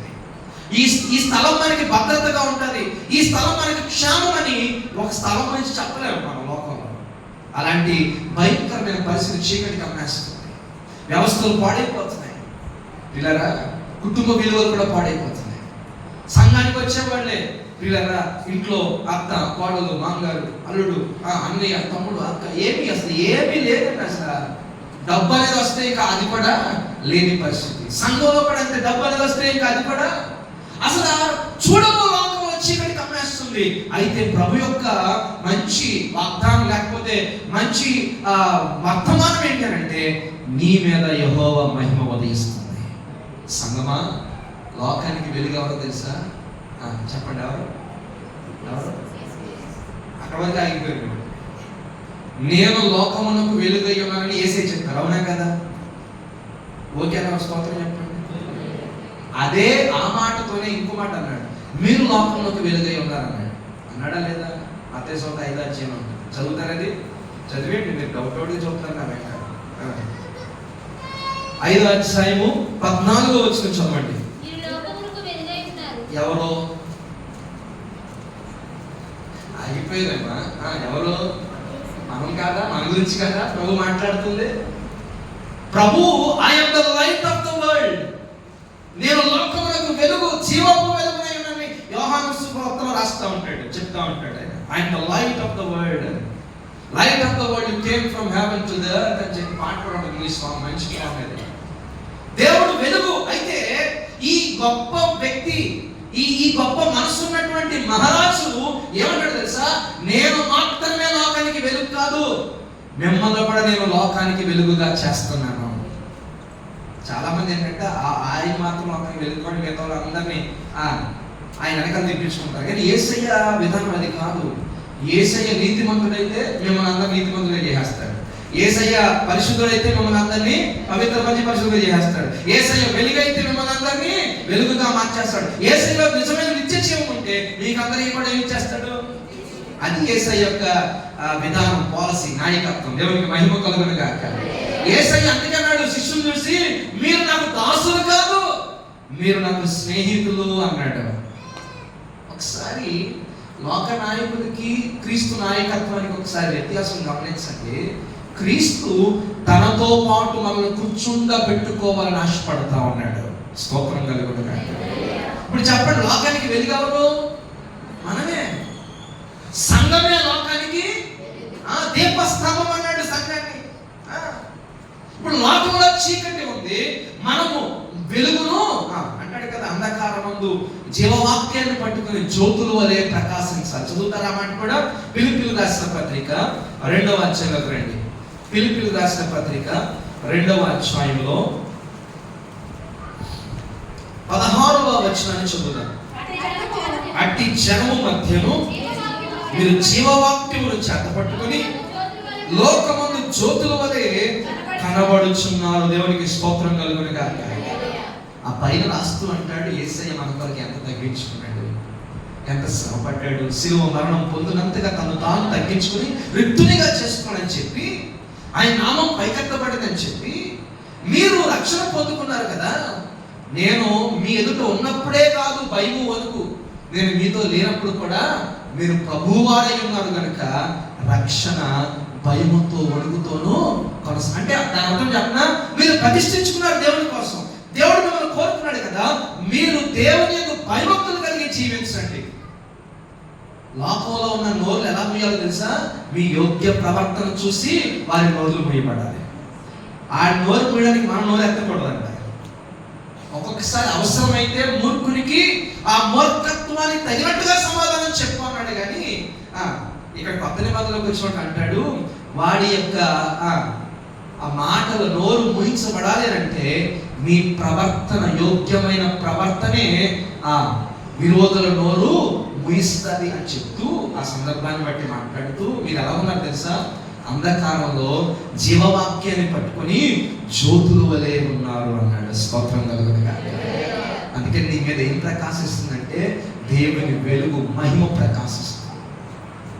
దేవుని యొక్క మహిమ ప్రకాశిస్తా ఉంది. అందుకని దేవుని సంఘంలో, దేవుని ప్రజల మధ్య దేవుని మహిమ నిలిచి ఉంటుంది. ఏలి తెలుసా? సమూయేలు గ్రంథంలో ఏలి తన కుమారుడు హోప్ని ఫినెహాసును తెలుసా? యవనస్తుడు దేవుని దగ్గర హేయమైన కార్యాలు చేశాడు, చేయరాని వ్యభిచార కార్యాలు చేశాడు. యుద్ధం వచ్చింది, మందసం పట్టబడిపోయింది. మందసం పట్టబడిపోయిందని తెలిసి ఏలి మడవికి చనిపోయాడు. అలాగా షాక్. తర్వాత తన కోడలు అప్పుడే కొడుక్కి జన్మనిస్తూ ఏం పేరు పెట్టింది తెలుసా? ఈకాబోదు అని పేరు పెట్టింది. ఈకాబోదు అంటే, కాబోద్ అంటే మహిమ, ఈకాబోదు అంటే మహిమ లేకపోవడం, అంటే మహిమ వెళ్ళిపోయింది. అంటే మందస్సు ఎప్పుడైతే పట్టబడిందో, యాజకుడు చనిపోయాడో, అరే ఇశ్రాయేలు మధ్యలో మహిమ పోయింది. నిజంగానండి ఆ దినాల్లో దేవుడి ప్రత్యక్షత అరుదైపోయింది. మహిమ లేని పరిస్థితి. కానీ సమూయేలు ద్వారా దేవుడు మరలా ఏం చేయాలంటే దేవుని ప్రత్యక్షత ఆరంభించి మరలా ఇశ్రాయేలు ప్రజల మధ్యలోకి దేవుని మహిమ దిగొచ్చిందండి. హల్లెలూయా.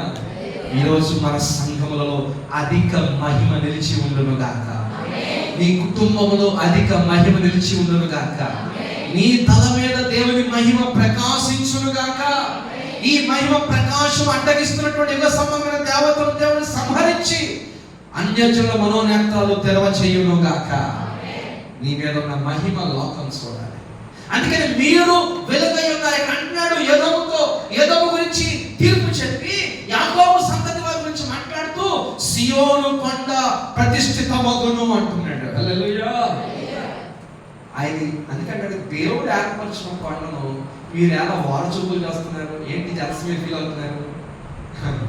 కీర్తనకారుడు అంటాడు దేవుడు కోరుకున్నాడంటే కొండను. ఈరోజు నేను చెప్తున్నాను, మిమ్మల్ని ప్రభు కోరుకున్నాడు. సహోదరి, నేను దేవుడు ఏర్పాటు చేసుకున్నాడు. ఎవరి బిడ్డ దేవుడు ప్రతిష్ఠించడానికి ఇష్టపడుతున్నాడు. నువ్వు వస్తావు ప్రతిష్ఠలోనికి? యవన కాలపు ప్రేమ దేవునికి అని చెప్పగలవా? యవన బలం దేవునికి అని చెప్పగలవా? సియోను కొండ ప్రతిష్ఠితమవుతున్నాయి కాదంట. మీరు చదవండి, ఓబద్యా కాండం ఆఖరి మాట చదువుకున్నాం కదా, అక్కడికి వెళ్దాం. 21 మరియు ఏసావు యొక్క కొండకు తీర్పు తీర్చుటకై సియోను కొండ మీద ఎవరు పుడతారు? రక్షకులు పుడతారు. దేవునికి మహిమ కలుగును గాక. సియోను కొండ ప్రతిష్ఠితమవడమే కాదు, అక్కడ నుంచి ఎవరు పుడతారు తెలుసా? అంటే పాలకులని అర్థం అక్కడ, ఏలేవారని అర్థం అక్కడ, ప్రజల్ని విడిపించేవారని అర్థం అక్కడ, ప్రజల పక్షం నిలబడి పోరాడేవారని అర్థం అక్కడ. రక్షకులు పుడతారు అన్నాడు. స్తోత్రం కలుగును గాక. ఈ మందిరం ప్రతిష్ఠించబడింది.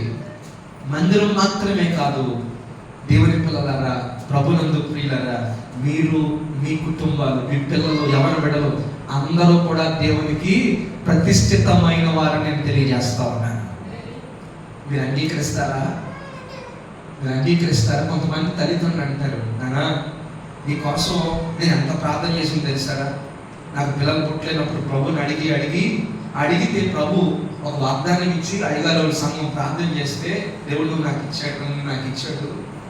నేను అప్పుడే అనుకున్నాను, నిన్ను ప్రతిష్ఠ చేసుకున్నాను రా దేవునికి, నిన్ను పరిచర్యకి అప్పగించాలని, దేవునికి ఇవ్వాలని, దేవుని సేవలో ఉండాలని, దేవునికి ఉపయోగపడాలంటే నువ్వు చేసుకుంటే సరిపోద్దా, నేను చేసుకోవద్దా అని అంటారు కొంతమంది. నిజమే, అంతేనమ్మా కదా? అలాగని అమ్మస్థానం ఉన్నారా? ఒకవేళ మీ తల్లిదండ్రులు కనుక మీతో, నాన్న నేను దేవునికి సమర్పించుకున్నాను, దేవునికి ప్రతిష్ఠ చేశాను, దేవుని కొరకు నువ్వు ఉండాలి, ఏదో విధంగా దేవుని పనిలో ఉండాలి నువ్వు అని నేను అనుకున్నాను. నువ్వేమో దూరంగా తిరుగుతున్నావు, నువ్వేమో సంఘానికి రావట్లేదు, నువ్వేమో ఒక పట్టింపు లేకుండా ఉన్నావు, ఎప్పుడో సాగుని పిలిచినప్పుడు లెక్క చేయట్లేదు అని అంటూ ఉంటే, అలా అంటూ ఉంటారు యవనస్తులు. నువ్వు చేసుకుంటే సరిపోద్దా అని ఎవరిని అడిగేసావు? యవనస్తుల యొక్క ప్రశ్న తెలుసా? నువ్వు ఎవరిని అడిగి ప్రతిష్ఠ చేస్తావు అని అడిగావా? సమూయేలు చిన్న బిడ్డ, తను ఇంకా పుట్టక ముందే అన్న ఒక నిబంధన చేసింది, రొట్టుబడి చేసింది. ఏమని తెలుసా? ప్రభా నాకు బిడ్డని అన్నంతకాలం ఏం జరగలేదంట. ఒక రోజున ఒక దర్శనం వచ్చింది, ఒక భారం అర్థమైంది, ఒక అక్కర అర్థమైంది. ఆ దాంట్లోకి వెళ్ళను కానీ ఇలాగన్నది ఏమన్నా తెలుసా? ప్రభా నీవు నాకు ఒక మగబిడ్డను కనుక దయచేస్తే. ఏమండి, గొడ్రాలను నిందపోవడానికి మగబిడ్డ అయితేనేంటి, ఆడబిడ్డ అయితేనేంటి? నిందపోవడం గొప్ప కాదు. అక్కడ గొడ్రాలు అనేటువంటి ఆ నింద పోవడం గొప్పగా అనుకోవట్లేదు. తను ఏమనుకుంటుందంటే, నీ పరిచర్యకు అక్కడ ఒక యాజకుడిగా నీ మందిరంలో పరిచర్య చేయడానికి ఒక మగబిడ్డ కావాలి కనుక అయినా నీవు ఒక మగబిడ్డను కనుక నాకు దయచేస్తే వాడు బ్రతుకు దినమన్నింటి నీ సేవ చేసినట్టుగా నేను వాడు యెహోవాకు ప్రతిష్ఠితుడగును అని చెప్పి అక్కడ తీర్మానం చేసేసింది. చేతులెత్తి స్తోత్రం చెబుతామా? ఈ దినాల్లో ఉన్నారా అలాంటి తల్లిదండ్రులు? ఈ దినాల్లో ఉన్నారా అలాంటి తల్లిదండ్రులు? నేను నా ఇంటర్మీడియట్ అయిన తర్వాత ఇంజనీరింగ్ చదివాను, బీటెక్ కంప్యూటర్ సైన్స్ చేస్తాను. ఫైనల్ ఇయర్లో ఉండగానే క్యాంపస్లో సెలెక్ట్ అయ్యాను సాఫ్ట్వేర్. 2007లో నా మొదటి శాలరీ 22,000. 2007 నా మొదటి శాలరీ, ఫస్ట్ శాలరీ 22,500 అన్నమాట. ఇప్పుడు మా ఫ్రెండ్స్ అందరూ లక్షలు డ్రా చేస్తున్నారు, అబ్రాడ్లో ఉన్నారు, హైదరాబాద్లో టీమ్ లీడ్ పొజిషన్స్లో ఉన్నారు, కీ రోల్స్ ప్లే చేస్తూ ఉన్నారు. నేను కూడా టాప్ 10లో ఉన్నటువంటి వ్యక్తిని. కానీ ఇంజనీరింగ్ చదువుతున్నప్పుడే 3వ సంవత్సరంలో నా ప్రభు నన్ను దర్శించాడు ఒక అర్ధరాత్రి.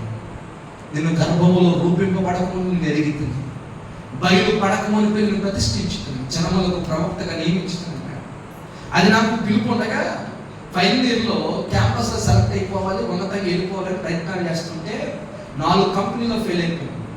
మీరు నమ్మరు, నా ఫ్రెండ్స్ ఆశ్చర్యపోయారు. నీకు వచ్చేస్తుంది అనుకుంటే నువ్వే పోతే నాకేం వస్తుంది అనుకున్నాను. నిజంగానే అలాంటి స్థితిలో దేవుడు ఇచ్చాడు, కానీ అన్నీ ఫెయిల్ అయిపోతున్నాను. అప్పుడు నాకు అర్థం కాలేదు, దేవుడు చెప్తేనేమో ప్రతిష్ఠించుకొని సేవ చేయమనంటే నేనేమో లోకంలో వెళ్దాం అనుకున్నాను. అప్పుడు నాకు అర్థం కాలేదు, ప్రభు ఆ రోజు ఉపవాసం ఉంది, మొత్తం ఇంటిలో బాధపడ ఎలాగో జాబ్ వచ్చారు అనుకున్నాం. మొత్తానికి శోధించి జాబ్ తెచ్చేసుకున్నాను. కానీ జాబ్లో జాయిన్ అయ్యాను 2007 జూలై 16 జాయిన్ అయ్యాను.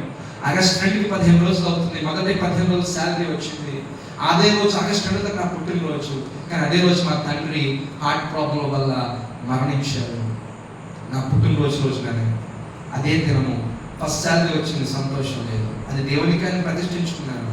తర్వాత నా బర్త్డే అదే రోజున నా తండ్రి మరణము పరిస్థితులు. అక్కడి నుంచి ఏడుపు మొదలైంది. 1 సంవత్సరం గడిచిన తర్వాత నేను హైదరాబాద్ నుంచి రాజమండ్రిలో మా అమ్మమ్మ తాతయ్య గారు అక్కడికి వచ్చేస్తూ అక్కడ మొదటి జ్ఞాపకార్థ పూట నిర్వహించడానికి 2008వ సంవత్సరం ఆగస్టు 1వ తారీఖు నేను మన గౌతమ్ ఎక్స్ప్రెస్లో వస్తూ ఉంటే, మీరు గూగుల్ చేసి చూడండి, చాలాసార్లు చెప్పాను, జ్ఞాపకం చేస్తున్నాను మరొకసారి కొత్తగా. గౌతమ్ ఎక్స్ప్రెస్లో మంటలు చెలరేగి కొన్ని బోగీలు దగ్ధమైపోయాయి. చాలామంది పడుకున్నట్టుగా బూడిదైపోయాయి. ఆ రోజు S9 కోచ్లో మంటలు స్టార్ట్ అయ్యి ఆ S9 కోచ్ నేను ఆ రాత్రి ప్రయాణం చేశాను. అయితే దేవుడు నన్ను అగ్నిలో నుండి లాగినట్టుగా తప్పించాడు. ఆ రోజు నేను ఎలా బయటపడ్డా నాకే తెలియదు. దేవుని కృప. ఈ రోజు ఇక్కడ నేను సాక్షిగా ఉన్నానంటే ఆ రోజు నన్ను నా ప్రభు బ్రతికించాడు.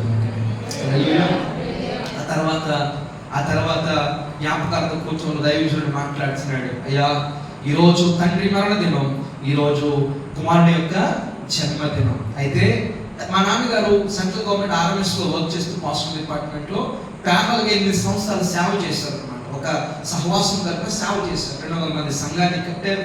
అనేక ప్రాంతాల్లో వాడబడుతూ వచ్చారు. మా నాన్నగారికి ఇంకా మిషనరీగా వెళ్ళాలని ఆత్మ సంపాదన ఎంతో తృష్ణ అనమాట. కానీ ఆయనకు ఒక ప్రాబ్లం బట్టి ఆయన చనిపోవాల్సి వచ్చిన హార్ట్ ప్రాబ్లం బట్టి అదొక సాక్ష్యం.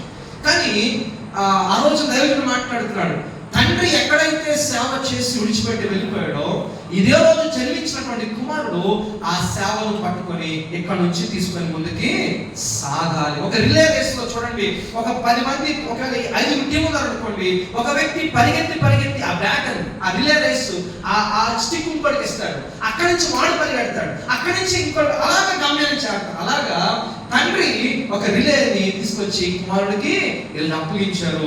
నీ పిలుపును ఏర్పాటు నిశ్చయం చేసుకో, నువ్వు దేవుని పనికి పిలుస్తానని ప్రభు మాట్లాడుతుంటే అప్పుడు మరలా నా యొక్క దేవుని పిలుపును, దేవుని దర్శనాన్ని దర్శించిన కదా అన్ని జ్ఞాపకం చేసుకుని అప్పుడు నా సాఫ్ట్వేర్లో కంపెనీలో టీమ్ లీడ్ చెప్పేసాను, sir going to resign my job అని అన్నాను. అప్పుడు ఆయన ఇలాగే దీంట్లో సగం కాన్ఫరెన్స్ హాల్లో కూర్చోబెట్టి అడిగాడు, Manoj outside people are waiting like dogs to get this software. బయట కుక్కల పడిదాపులు కాస్తున్నారా ఈ సాఫ్ట్వేర్ జాబ్కి? How did you get that guts to resign this job? ఈ జాబ్ని విడిచిపెట్టడానికి నీకు అంత దమ్ములా వచ్చిందని అడిగాడు. అప్పుడు చెప్పాను, I have passion to do loss ministry. దేవుడు నన్ను పిలుస్తున్నాడు, నన్ను రక్షించాడు అని ఆ కొన్ని మాటలు చెప్తే అన్నుడు అతను, ఆర్ యూ షూర్ కన్ఫర్మా అని అడిగాడు. Yes sir, no turning back sir అన్నాడు. అంటే అప్పుడు ఆయన అన్నుడే కానీ ఒక మాట అన్నాడు, మీ బైబుల్లో నాగటి మీద చేయి పెట్టి వెనక తట్టు తిరిగితే నాకు పాత్రుడు కారు అంటారే, కరెక్టే కదా వాక్యం అన్నాడు. అవును సార్ అన్నాడు. నువ్వు చేసేది మంచి పని, దేవుని పని అంటావు కదా, ముందుకు వెళ్ళిపో. ఒకవేళ ఉంటానంటే ఇప్పుడే ఉండు, నేను చూసుకుంటా నీ కెరియర్, నీ ప్రాజెక్ట్స్ నిలిపించుకుంటా, చూసుకుంటా, ఐ పొజిషన్లో పెడతా. కానీ ఒకవేళ వెళ్తాను అని అంటే కనుక నువ్వు చేసే పని చాలా గొప్పది, ఎప్పటికీ ఎంత డైరెక్ట్ అని చెప్పాడు. ఆ తర్వాత నా కంపెనీ లెటర్ రాసింది, రిలీవింగ్ లెటర్ రాసింది. As you decided to follow the higher calling of God, we are relieving you on that basis. మీరు ఉన్నతమైన సేవ పిలుపునందుకొని వెళ్ళిపోతున్నందుకు కాను మేము మిమ్మల్ని పంపించి వేస్తున్నామని రిలీవింగ్ లెటర్ రాశారు. ఇప్పటికీ అది ఇంగ్లీష్లో దేవునికి మహిమ కలుగును గాక. కంపెనీ వారికి అర్థమైంది, this is the higher calling of God. దేవుడు నిన్ను ప్రతిష్ఠించుకోవడానికి పిలుస్తున్నానంటే చిన్న పిలుపు కాదు. ఒక మేనేజర్ పిలిస్తే నీకు గొప్పతనం వచ్చాది, ఒక ఉన్నతమైన అధికారి పిలిస్తే నీకు ఎంతో ఎస్టిమేట్ గా భావిస్తూ ఉంటావు. నేను చెప్తున్నాను ఈరోజు, పరమ తండ్రి, విశ్వ చక్రవర్తి, ప్రభువులకు ప్రభు, రాజులకు ప్రభు అయిన యేసు తన స్వార్థం ఇచ్చి సంపాదించుకుంటూ నిన్ను పిలుస్తున్నాడు తన బిడ్డగా ఉండమని, తన కొరకు ప్రతిష్ఠితమైన జనముగా ఉండాలని పిలుస్తూ ఉన్నాడు. చెప్పండి, ఈ పిలుపుని లక్ష్య పెడతావా? ఈ పిలుపుని లక్ష్య పెడతావా? నేను నా సాఫ్ట్వేర్ జాబ్ని రిజైన్ చేస్తున్నట్టు కూడా మా అమ్మకి చెప్పలే. నెక్స్ట్ రోజే హైదరాబాద్ వచ్చారు తమ్ముడు, అమ్మ. తమ్ముడు అప్పుడు ఇంకా ఫిజియోథెరపీ డాక్టర్ కోర్స్ చేస్తున్నాడు. నిజంగా నాకు వచ్చిన ఆ ఉద్యోగం, మా డాడీ ఫ్రెండ్స్ అందరూ అన్నారు, రైట్ టైంలో నీకు ఉద్యోగం ఇచ్చాడు దేవుడు, నీ దేవుడు నేను కాపాడాడు, మా కుటుంబానికి ఆసరాగా ఉంటావు, ఇది విడిచిపెట్టుకోకు అని చెప్పినటువంటి వాడు. కానీ దేవుడు ఏం చేశాడు, అదే టైం నన్ను ప్రభు కోసం అనుకున్నాడు. ఒకటే అన్నాడు, నువ్వు అన్నీ చేయగల సామర్థ్యం నీలో ఉంది, కానీ you are able but you are not available అన్నాడు దేవుడు నాకు. చిన్నప్పటి నుంచి అంటే అతిశయోక్తి కాదు, కానీ మందిరంలో బయట వాకిలి తుడిచే దగ్గర నుండి, పాత్రలు శుభ్రం చేసే దగ్గర నుంచి, మందిరం శుభ్రం చేసే దగ్గర నుంచి, మైకులు పెట్టడం, ఆ సిస్టమ్ అంతా ఆర్గనైజ్ చేయడం, కీబోర్డు ప్యాడ్స్ ప్లే చేయడం, అవసరమైన పాటలు పాడటం, సండే స్కూల్ నడిపించడం, యూత్ నడిపించడం, అవసరమైన కొద్దిగా నిలబడి వాక్యం, ఇవన్నీ అన్ని క్రమశిక్షణలు, అన్ని తలాంతులు దేవుడు కృపను బట్టి చిన్నప్పటి నుంచి నేర్పించాడు దేవుడు. ఇప్పుడు నాకు చేయగలిగినటువంటి తలాంతులు ఉన్న ఎబిలిటీ ఉంది, సామర్థ్యం ఉంది, కానీ నేను ఎక్కడున్నానంటే దేవునికి దూరంగా ఉన్నాను. అందుబాటులో అప్పుడు దేవుడు అన్నాడు, you are able but you are not available అన్నాడు. నువ్వు సమర్థుడివే, కానీ నువ్వు నాకు అందుబాటులో లేవు అన్నాడు.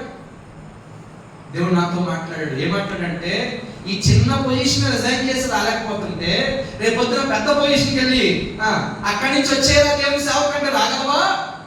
దీన్నే వదులుకోలేకపోతే ఇంకా నువ్వు చూస్తే పొజిషన్ చూసి, ఇంకా ధనం చూసి, ఇంకా స్టేటస్ చూసిన తర్వాత నువ్వు వచ్చేయాలంటే అప్పుడు రాగలవా? నన్ను సంధించడం ప్రశ్న అన్నమాట. ప్రభు దగ్గర ప్రార్థన చేస్తాను, చాలా పడ్డాను, కానీ అన్నది సింపుల్గా చెప్తున్నాను. ప్రభు చెప్పాడు, తాతయ్య గారి దగ్గర అప్పగిస్తాము, మా దగ్గర అడిగి ఉండు, అక్కడ తరబీదులో ఉండని ప్రభు చెప్తే విడిచిపెట్టి వచ్చేసాను. అయితే మీకు చెప్పాను కదా, అమ్మకి మాట చెప్పలేదు. అది వచ్చిందంతా, అమ్మ దేవుడు నాతో మాట్లాడుతున్నాడు, మానేస్తే బాగుంటుందేమో అనిపిస్తుంది అన్నది. మానేస్తే బాగుంటుంది ఏంట్రా, కొంతకాలం చెయ్యి, అలా చేస్తూ ఏదో ఒక సేవ పరిచర్య అట్లో ఉండు, అది ఇది శనివారం ఆదివారం ఖాళీ కదా సాఫ్ట్వేర్లో, ఏదో ఒక ఎవరో తాతయ్య ఉన్నారు, ఇంకొక ఉన్నారు, వాళ్ళు ఉన్నారు, వారం వారాలు వస్తూ ఉంటారు, చేసుకుంది కానీ అన్న. అది కాదమ్మా, మానేస్తే బాగుంటుంది, మానేద్దాం అనుకుంటున్నాను అని అన్నాను. అవునా, కంగారు పడకలే అది అన్నది. అది కాదమ్మా, ఇక ఈ మాట సార్కి చెప్తే, టీముడికి చెప్తే, ఇక రిజైన్ చేసుకుని బయట ముందుకెళ్తావు కదా అంటే, నేను ఓకే అన్నానమ్మా, రిజైన్ చేసేసానమ్మా అని నెమ్మదిగా చెప్పాను అన్నమాట. ఒకసారి చెప్పేకుండా షాక్ వస్తుందని నెమ్మదిగా చెప్పాను. అప్పుడు నేను అనుకున్నాను, ఏమవుతుంది, ఎలా ఉంటుంది. అప్పటికే తల్లి భర్తను పోగొట్టుకుని ఇబ్బందులు ఉన్నటువంటి పరిస్థితుల మధ్యలో తలదిడుతున్నప్పుడు ఈ మాట చెప్తే ఆమె ఒకటే అంది, డాడీ చాలాసార్లు సంపూర్ణ సేవ చేయాలని, రిజైన్ చేసి దేవుని పనిలో ఉండాలని ఎన్నోసార్లు అనుకున్నారు, కానీ మీ గురించి, మీ భవిష్యత్తు గురించి, పరిస్థితి గురించి ఆలోచించి ఆయన చేయలేకపోయే తెగింపు దేవుడికి ఆ తెగింపు ఇచ్చాడు. విశ్వాసంతో దేవుని పని చేయి అని చెప్పి ప్రోత్సహించాడు. దేవునికి మహిమ కలుగును గాక. హల్లెలూయా. ఆ తర్వాత నేనే, నాకు కొంచెం టీచింగ్ అలవాటు అవుతుందని గైడ్ రాజనగరం కాలేజ్లో అసిస్టెంట్ ప్రొఫెసర్గా ఒక 3 years వర్క్ చేశాను. తాతయ్య గారి తరగతిలో ఉండి అది కూడా ఇంట్లో చెప్పకుండా మానేసిన తర్వాత మా భార్య కూడా ఉన్నప్పుడు, అప్పుడు వివాహమైన తాతయ్య వివాహం చేశారు. తర్వాత చెప్పాను, అమ్మా ఇలాగంటే గో అహెడ్, మనం దేవుడి కొరకు విశ్వాసం ఇచ్చాను. నేను అంటాను, ప్రోత్సహించేవారు ఉండాలి, ప్రతిష్ఠించుకునేవారు కూడా ఉండాలి. ఎవరి బిడ్డలారా, మీ తల్లిదండ్రులు ఒకవేళ మిమ్మల్ని దేవుడికి ప్రతిష్ఠ చేసి ఉంటే సమయాలు ఒకటే మాట, నాన్న నేను ప్రతిష్ఠించుకున్నాను, నువ్వు ఎలాగంటే అలా మమ్మీ, ఆలంబించే వరకే వచ్చిందంట. తర్వాత తీసుకెళ్ళి శిలోహున దేవుని మందులు విడిచిపెట్టేసింది. ఏ రోజమ్మా అని మారం చేయలేదంట. What a dedication it is. ఈ తరంలో అలాంటి సమర్పణ చూడగలుగుతామా? ఈ తరంలో అలాంటి తల్లిదండ్రులు చూడగలుగుతామా? ఇలాంటి యవనస్తులను చూడగలుగుతామా అంటే ప్రభు ఆత్మ దర్శిస్తే ఎవరైనా లోబడాల్సిందే. నిశ్చయముగా అలాంటి సమర్పణ కలిగిన సమయలు ఈ సంఘంలో లేపబడుదురు గాక. అలాంటి సమర్పణ గల తల్లులు ఈ సంఘంలో లేపబడుదురు గాక. ఈ తరంలో లేపబడుదురు గాక. సియోను కొండ ప్రతిష్ఠితం అవడమే కాకుండా ఆ సియోను కొండ మీద నుంచి రక్షకులను దేవుడు పుట్టించబోతున్నాడు. వారు ఏం చేస్తారు తెలుసా? శత్రువు గౌరిని స్వాధీనపరచుకోబోతున్నారు. ఆ పై వచ్చిన అంటాడు, వాళ్ళు స్వతంత్రించుకుంటారు, స్వాస్థ్యాన్ని స్వతంత్రించుకుంటారు. యాకోబు వారు, యోసేపు వారు ఇదంతా యాసావు యొక్క స్వాస్థ్యాన్ని సంపాదించేసుకుంటారు. ఫిలిష్తీ యొక్క స్వాస్థ్యాన్ని అంటే ఈ ప్రతిష్ఠించబడిన వారు నిలబడితేనట వారికి స్వాస్థ్యాన్ని ఇవ్వబోతున్నాడు దేవుడు. సమూయేలు యొక్క స్టేటస్ ఎలాగైపోయిందో తెలుసా? సమర్పించుకున్నందుకు మొట్టమొదట అతడు దేవుని సొంత పరిచర్య చేసే భాగ్యం పొందుకున్నాడు. స్తోత్రం. రెండవది దేవుని స్వరం వినగలిగే ఆధిక్యత సంపాదించుకున్నాడు. స్తోత్రం కలుగునుగాక. తర్వాతట దాను మొదలుకొని బేర్షెబా వరకు అతడు ప్రవక్తగా స్థిరపడిపోయాడు. అతడు చెప్పినదంతా, అతడు ఏం చెప్తే ఆ మాట స్థిరమవుతుందట. ఆ చెప్పిన మాట ప్రకారమే జరుగుతుందట. అందుకనే దాను మొదలుకొని బేర్షెబా అంటే భారతదేశం నుంచి చెప్పాలనుకోండి, భారతదేశం అంతా అంటారు ఏమంటారు తెలుసా? కాశ్మీర్ మొదలుకొని అంటాం కదా. అలాగే ఇశ్రాయేల్ దేశంలో దాను మొదలుకొని బేర్షెబా వరకు అన్నట్టుగా దేశం అన్నట్ట సమూయేలుకి ప్రవక్త అనే స్టేటస్ స్థిరపడిపోయింది. దేవునికి మహిమ కలుగునుగాక. ప్రతిష్ఠించుకున్న వాడికి స్వాస్థ్యాన్ని ఇస్తాడు. ప్రతిష్ఠించుకున్న వాడికి దేవుడు ఘనతను అనుగ్రహిస్తాడు. అక్కడే అంటాడు అదే అధ్యాయంలో, నన్ను ఘనపరచువారు నేను. హల్లెలూయా. యవనస్తుడైన సమూయేలు బాడుగా ఉన్నప్పుడే ప్రతిష్ఠించబడ్డాడు. దేవునికి మహిమ కలుగునుగాక. ఈరోజు VBS లో ఉన్న పిల్లలు దేవునికి ప్రతిష్ఠించబడుదురు గాక.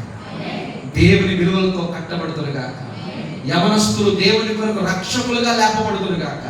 శత్రువు గౌరిని స్వాధీనపరుచుకుంటారు. అబ్రహామా, నువ్వు నా మాటకు లోబడ్డావు కనుక నీ సంతతి వారు శత్రువు గౌరిని స్వాధీనపరుచుకుంటారు. అమ్మా రెక్కమ్మ, నువ్వు వేణవేలకు తల్లి అవుతావు, నీ సంతతి వారు శత్రువు గౌరిని స్వాధీనపరచుకోబోతున్నారు. దేవునికి స్తోత్రం. ఇది ఒక ఆశీర్వాదం. అంటే దేవుడు నిన్ను అధికారంతో నిలబెట్టబోతున్నాడు.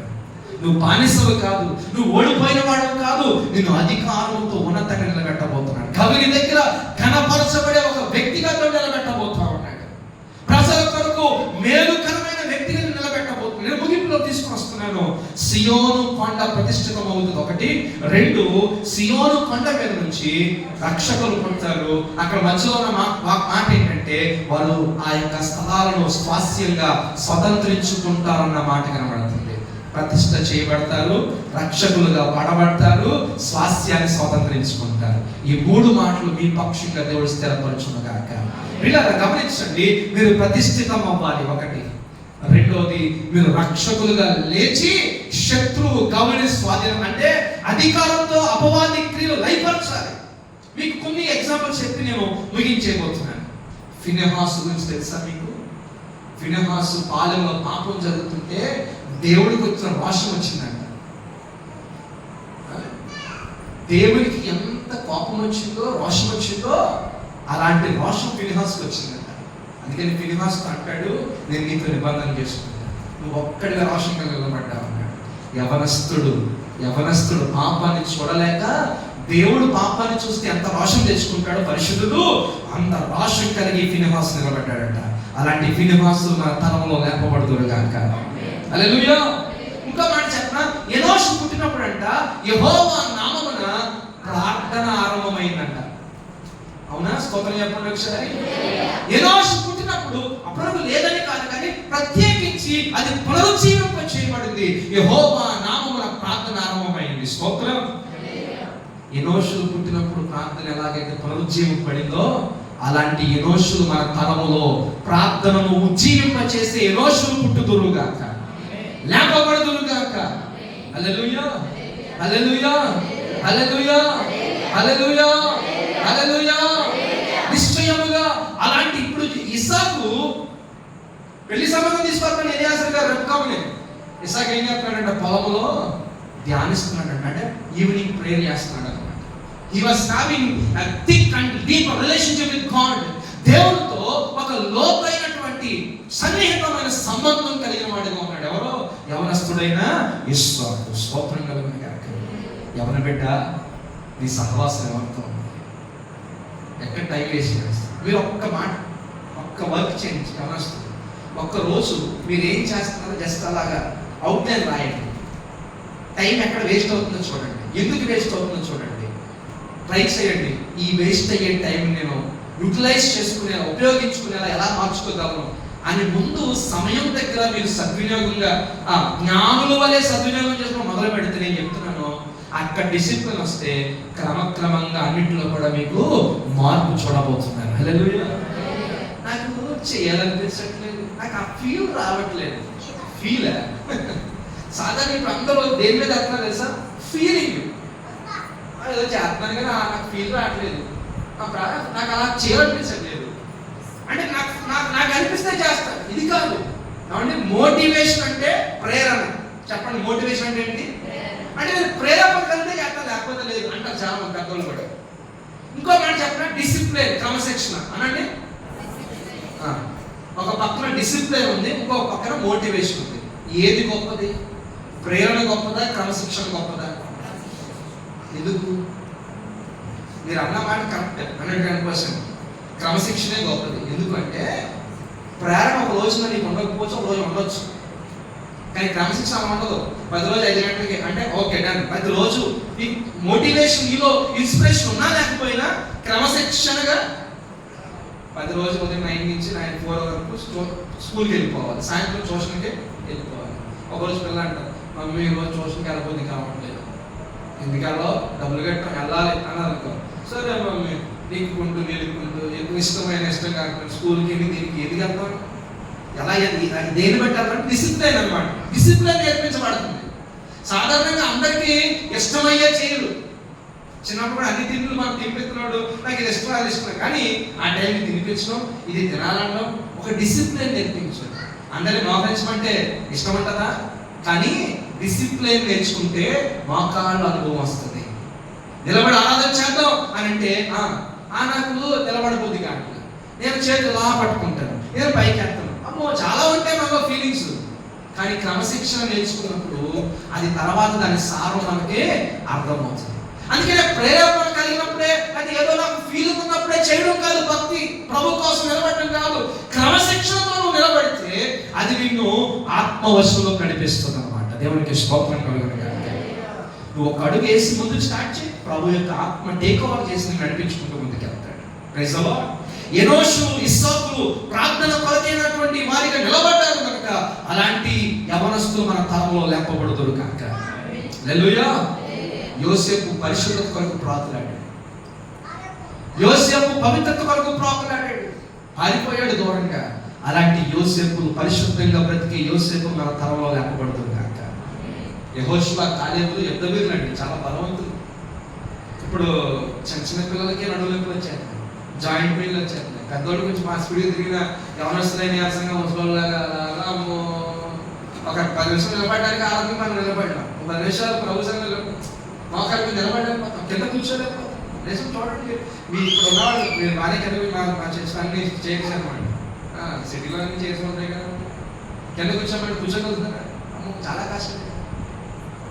నేను అంటాను, అంటే నేను కిందే కూర్చోవాలి, పైన కూర్చోవాలి, అది కాదు, దాని గురించి మాట్లాడలేదు నేను. మన యొక్క బలం ఎలా తగ్గిపోతుందో చూడండి. నేను అంటాను, యెహోషువ వలె, కాలేబు వలె శరీర రకంగా బలంతో, ఆత్మీయ బలంతో కూడా అలాంటి యవనతరం లేపబడును కాక. దేవునికి మహిమ కలుగును కాక. పక్కన తబిత ఒక అమ్మాయి ఉంది, తనకి బాగా టైలరింగ్ వచ్చింది, కుట్టడం వచ్చాడు బాగా. ఏం చేసిందంటే ఎవరికైతే అక్కర్లో ఉన్నదో వాళ్ళ కోసం ఫ్రీగా కుట్టి ఆమె ధర్మకార్యాలు చేసేది. స్తోత్రం కలుగును కాక. అలాంటి మంచి మనసు ఉన్నటువంటి మహారాజులు, మంచి మనసున్న తబితమ్మలు ఈ తరంలో లేపబడుదురు గాక. ఎస్తేరు లాంటి వారు లేపబడుదురు గాక. మీకు త్వరగా ఈ యొక్క పేరు చెప్పేస్తాను, మీకు బాగా అర్థమైపోతుంది. డిఎల్ మోడీ అనేటువంటి వ్యక్తి చిన్న వయసులో దేవునికి అంకితం చేసుకొని అమెరికా దేశాన్ని స్వార్థతో వెంటలాడించాడంట. జార్జ్ విట్ఫీల్డ్ అనేటువంటి వాడు కూడా చిన్న వయసులోనే జీవితాన్ని దేవునికి అర్పించి ఇంగ్లాండ్ దేశాన్ని వాక్యముతో ప్రభావితం చేశాడు. జాన్ నాక్స్ అనే వ్యక్తి యవన కాలంలోనే ఒక ప్రార్థన చేశాడంట, ప్రభా ఈ స్కాట్లాండ్ దేశాన్ని నాకు ఇవ్వు, లేకపోతే నన్ను తీసేసుకో అన్నాడంట. అలాగా స్కాట్లాండ్ దేశాన్ని ప్రభు కలిసి సంపాదించాడు. డేవిడ్ బ్రెయినర్డ్ అనేటువంటి వ్యక్తి 19 years of age లో దేవుని కొరకు ఆశ కలిగి జీవితాన్ని ఆశపడ్డాడు. కానీ అతనికి టీబీ అన్నమాట, రక్తం కప్పుకుంటూ ఉండేటువంటి వాడు. రెడ్ ఇండియన్స్ మధ్యలో అమెరికాలో ఆయన సేవ చేసి యవన కాలంలోనే తన ప్రాణాన్ని విడిచిపెట్టాడు. చార్లెస్ స్పర్జన్ చిన్న వయసులోనే ఇంగ్లాండ్ దేశంలో అతిపెద్ద సంఘానికి కాపరిగా అయిపోయాడు. హడ్సన్ టైలర్ చైనా దేశానికి యవన ప్రాయంలోనే వెళ్ళిపోయాడు. అక్కడే తన బ్రతుకంతా గడిపాడు. చైనా దేశాన్ని గొప్ప ఉజ్జీవంతో నింపేశాడు. డేవిడ్ లివింగ్స్టన్ 13వ సంవత్సరంలో ఆఫ్రికా దేశానికి మిషనరీగా వెళ్తారని తీర్మానం చేసుకొని డాక్టర్ కోర్సు చేసి ఆ దేశానికి మెడికల్ మిషనరీగా వెళ్ళిపోయాడు. దేవునికి స్తోత్రం కలుగును గాక. జార్జ్ ముల్లర్ యవన ప్రాయంలో తన జీవితాన్ని దేవునికి అంకితం చేసుకొని అనేక మంది అనాథ బిడ్డలను చాలదీసి విశ్వాసంతో వారిని పోషించి దేవుని సేవను జరిగించాడు. దేవునికి మహిమ కలుగును గాక. ఆఖరికి యేసు ప్రభు కూడా మంచి యవన కాలంలో తన తన తన అమూల్యమైన రక్తాన్ని మనకు దారపోసి వెళ్ళిపోయాడు. దేవునికి స్తోత్రం కలుగును గాక. ఈరోజు పెద్దలుగా మనకి పునాది వేశారు సంఘాన్ని, ఆత్మీయంగా సంఘాన్ని కట్టారు, భౌతికంగా మందిరాన్ని కట్టారు. ఇప్పుడు యవన తరం ఏం చేయాలి? రక్షకులుగా లేపబడాలి. ప్రతిష్ఠితమైన బేతేలు మందిరంలో నుంచి ఆ రక్షకులు యవన బిడ్డలు పుట్టుదురుగాక. అలా పుట్టి ఈ శత్రువు కార్య లయపరుస్తూ ముందుకు సాగితే ప్రభు అప్పుడు రాజ్యము యెహోవాదగును. చేతులెత్తి స్తోత్రం చెబుదామా? దేవుని రాజ్యాన్ని మనం భూమి మీద స్థాపించడానికే ప్రభు నేను పిలుస్తున్నాడు. ఒక్కొక్కరిని ఒక్కొక్క డొమైన్లో తీసుకెళ్తాడు. ఒకడు మెడికల్గా తీసుకెళ్తాడు, ఒకడే ఇంజనీర్గా తీసుకెళ్తాడు, ఒకడు లా పరంగా తీసుకెళ్తాడు. అది ఏ విభాగమో తెలియదు. ఒకటి చెప్తున్నాను, యవనస్తులారా, మీ సమయాన్ని సద్వినియోగం చేస్తూ ఒకటి అడగండి, ప్రభా నన్ను దేని కొరకు నువ్వు నియమించావు అని అడగండి. దేవుడు నేను చెప్తున్నాను, మీకంటూ ఒక విభాగాన్ని దేవుడు చూపించబోతున్నాడు. మిమ్మల్ని ఎక్కడ పెట్టబోతున్నాడో, ఏ చదువు చదివించబోతున్నాడో, ఏ పని నేర్పించబోతున్నాడో అక్కడ మిమ్మల్ని దేవుడు ఘనమైన రక్షకులుగా లేకపోతున్నాడు. మిమ్మల్ని బట్టి తన రాజ్యాన్ని స్థాపించడానికి ఇష్టపడతా ఉన్నాడు. దేవునికి మహిమ కలుగును గాక. దేవుని పిల్లలు ఆత్మీయంగా బలంగా ఉండాలి, భౌతికంగా ఆరోగ్య విషయంలో బలంగా ఉండాలి, అలాగే విద్యాపరంగా సామాజికంగా కూడా బలమైన వారిగా లేస్తేనే మీరు లోకానికి ఎలా ఉంటారు తెలుసా? వెలుగుగా ఉండగలుగుతారు. దేవునికి స్తోత్రం కలుగును గాక. భక్తి ఎంత చేసినా సమాజంలో దాని యొక్క ఇన్ఫ్లుయెన్స్ కనబడాలి. 4 గోడల మధ్యలో భక్తి చేసేది, రహస్యంగా ప్రార్థన చేయండి, రహస్యంగా ఉపవాసం ఉండండి, రహస్యంగా దేవుడితో గడపండి. కానీ బాహాటంగా దేవుని బలాన్ని లోకములో వినియోగించేలాగా బలాఢ్యుడిగా మీరు రావాలి బయటికి. హల్లెలూయా. ఈ రాత్రి నేను ముగిస్తున్నాను. కర్మతో ఉన్న ఎదోమీయులను గద్దించాడు దేవుడు. అందరినీ దోచుకుంటున్న ఎదోమీయులను గద్దించాడు దేవుడు. బలత్కారంగా ఉన్నటువంటి మూర్ఖత్వాన్ని గద్దించాడు. నువ్వు ఏది విత్తావో అదే కోస్తావు, నువ్వేం చేసావో అదే నీకు జరుగుతుంది, అదే నీ తల మీదకి వస్తుందని గద్దించాడు. జాగ్రత్త అన్నాడు. అయితే నా దేవుని పిల్లలు చూసావా, వాళ్ళు ప్రతిష్ఠితమవుతారు, వారు రక్షకులుగా పుడతారు, వారు స్వాస్యాన్ని స్వతంత్రించుకుంటారని చెప్పాడు. దేవునికి మహిమ కలుగును గాక. ఈ రాత్రి మీరు ప్రతిష్ఠింపబడుదురు గాక.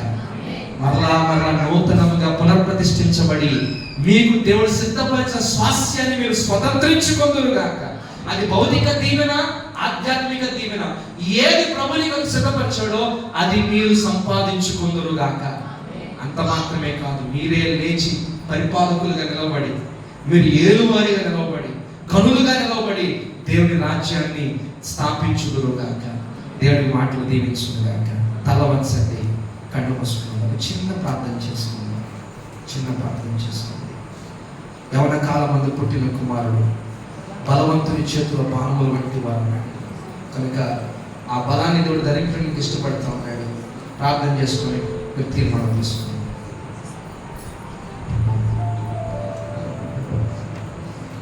ఈ రాత్రి విన్న వాక్యము పెద్దలైన యవనస్తులైన ప్రభు నిన్ను కోరుకున్నాడన్న సంగతి నీకు తెలియజేస్తున్నాను. నువ్వు ఆయనను కోరుకోలేదు, కానీ దేవుడు నిన్ను కోరుకున్నాడు. ఒక హన్న సమూయేలు పుట్టక మునిపే సమూయేలు కోసం ఒక ప్రతిష్ఠ చేసుకుంది. అది చెప్పింది, సమూయేలు లోబడిపోయాడు, మందిరములో పరిచయకు అప్పగించబడ్డాడు, ప్రతిష్ఠితమైన పాత్ర నిలబడడానికి అంగీకరించాడు. ఈరోజు నేను చెప్తున్నాను, ప్రభు అయిన యేసు ఒకవేళ నీ తల్లిలో తండ్రో నీ సేవకుడో నీ సహోదరుడో కాదు, ప్రభు అయిన యేసు నీ కొరకు ప్రాణం పెట్టి తన స్వరక్తము చిందించింది కొనుక్కొని, ఎవరి బిడ్డ, ఎవరి కుమారుడా, నీవు నావాడివి, నా దానవు అని ప్రభు పిలుస్తూ, బిడ్డ నేను ప్రతిష్ఠించుకున్నాను రా, నా కొరకు నిలబడతావా అని అడుగుతున్నాడు ఈ రాత్రి దేవుడు. నీకు మాట చెప్పనా, నేను ఆల్రెడీ దేవుడు ప్రతిష్ఠించేసుకున్నాడు, నీకు దేవుని కొరకు ఉంటావని. అది ఈ రాత్రి నువ్వు అర్థం చేసుకున్నావు నమ్ముతున్నాను. ఇదిగో దేవుడు నేను పిలుస్తున్నాడు, ఎవరి బిడ్డ, వీళ్ళు ఎవరైనా, అవును నా ప్రభు నన్ను ప్రతిష్ఠించుకున్నాడు, నేను నా ప్రభు కొరకు నేను కూడా సమర్పించుకుంటాను, అంటే యోగ్యమైన జీవితాన్ని జీవిస్తాను, ప్రభు పిలుపులకు లోబడతానని పురుషులు కానీ స్త్రీలు కానీ ఎవరి బిడ్డలు కానీ పెద్దలు కానీ ఎవరైనా ఉంటే ఈ రాత్రి మీరు లేచి నిలబడతారా? ఈ రాత్రి ప్రభు నిన్ను పిలుస్తున్నాడు. నేను ఒకసారి ఏదో చేయమని కాదు, నిన్ను ఇక్కడి నుంచి మలుచుకోవడం ప్రారంభిస్తాడు, ఒక వెలుగుగా మారుస్తాడు, ఒక రక్షకుడుగా మారుస్తాడు, స్వాస్థ్యాన్ని స్వతంత్రించుకునే వ్యక్తిగా నేను మార్చబోతున్నాడు. కనుక ఈ రాత్రి యేసయ్య స్వరాన్ని పడచవ పెట్టదు తమ్ముడు చెల్లి, ప్రియ తల్లి, ప్రియ దేవుని కుమారుడా, ఈ రాత్రి నేను దేవుడు కొనేసుకున్నాడు తెలుసా. నీవు నీ సొత్తు కాదు, నువ్వు అనుకుంటున్నావు నేను ఇలా చేసుకుంటాను, అలా నీ ప్లాన్స్ ఉన్నాయి నీకు, కానీ ఒక్కసారి దేవుని వైపు చూస్తావా? నీ కొరకు ప్రాణం పెట్టి రక్తం చిందించి నేను కొనుక్కున్నాడు ఆయన, నువ్వు నా వాడివని పిలుస్తున్నాడు. అది నువ్వు యాక్సెప్ట్ చేసి, అవును నేను నీ వాడుగా నేను బ్రతుకుతానయ్యా, నీ కొరకు నేను ఏం చేయమంటే అది నేను చేస్తానయ్యా, ఎక్కడ నీ కొరకు నేను పని చేయాలో, ఎక్కడ ప్రతిష్ఠించబడాలో, ఎక్కడ నీ రాజ్యాన్ని కట్టాలో, అది ఒకవేళ ఉద్యోగంలో ఉంటున్నా, డిపార్ట్మెంట్స్ లో ఉంటున్నా, ఒకవేళ అది ఏ విభాగమో నాకు తెలియదు, కానీ ఒకటే మీరు అనుకోండి, ప్రభు నిన్ను ఘనమైన పాత్ర నిలబెట్టడం ఆశపడుతున్నాడు. కనుక ఈ రాత్రి ఆలస్యం చేయొద్దు. ఒకవేళ మీరు ప్రతిష్ఠించుకుంటానంటే కనుక మీ కుడి చేయి పైకి చూపించండి. ఎవరి బిడ్డలతో ప్రత్యేకంగా దైవజనులు చెప్పినట్లుగా దేవునికి ప్రతిష్ఠించుకోవడం ద్వారా దేవుడు నిన్ను ఏ ఉన్నతమైన స్థానంలో ఉంచాలనుకుంటున్నాడో ఆ విషయం చాలా తేటగా ప్రభు మాట్లాడారు.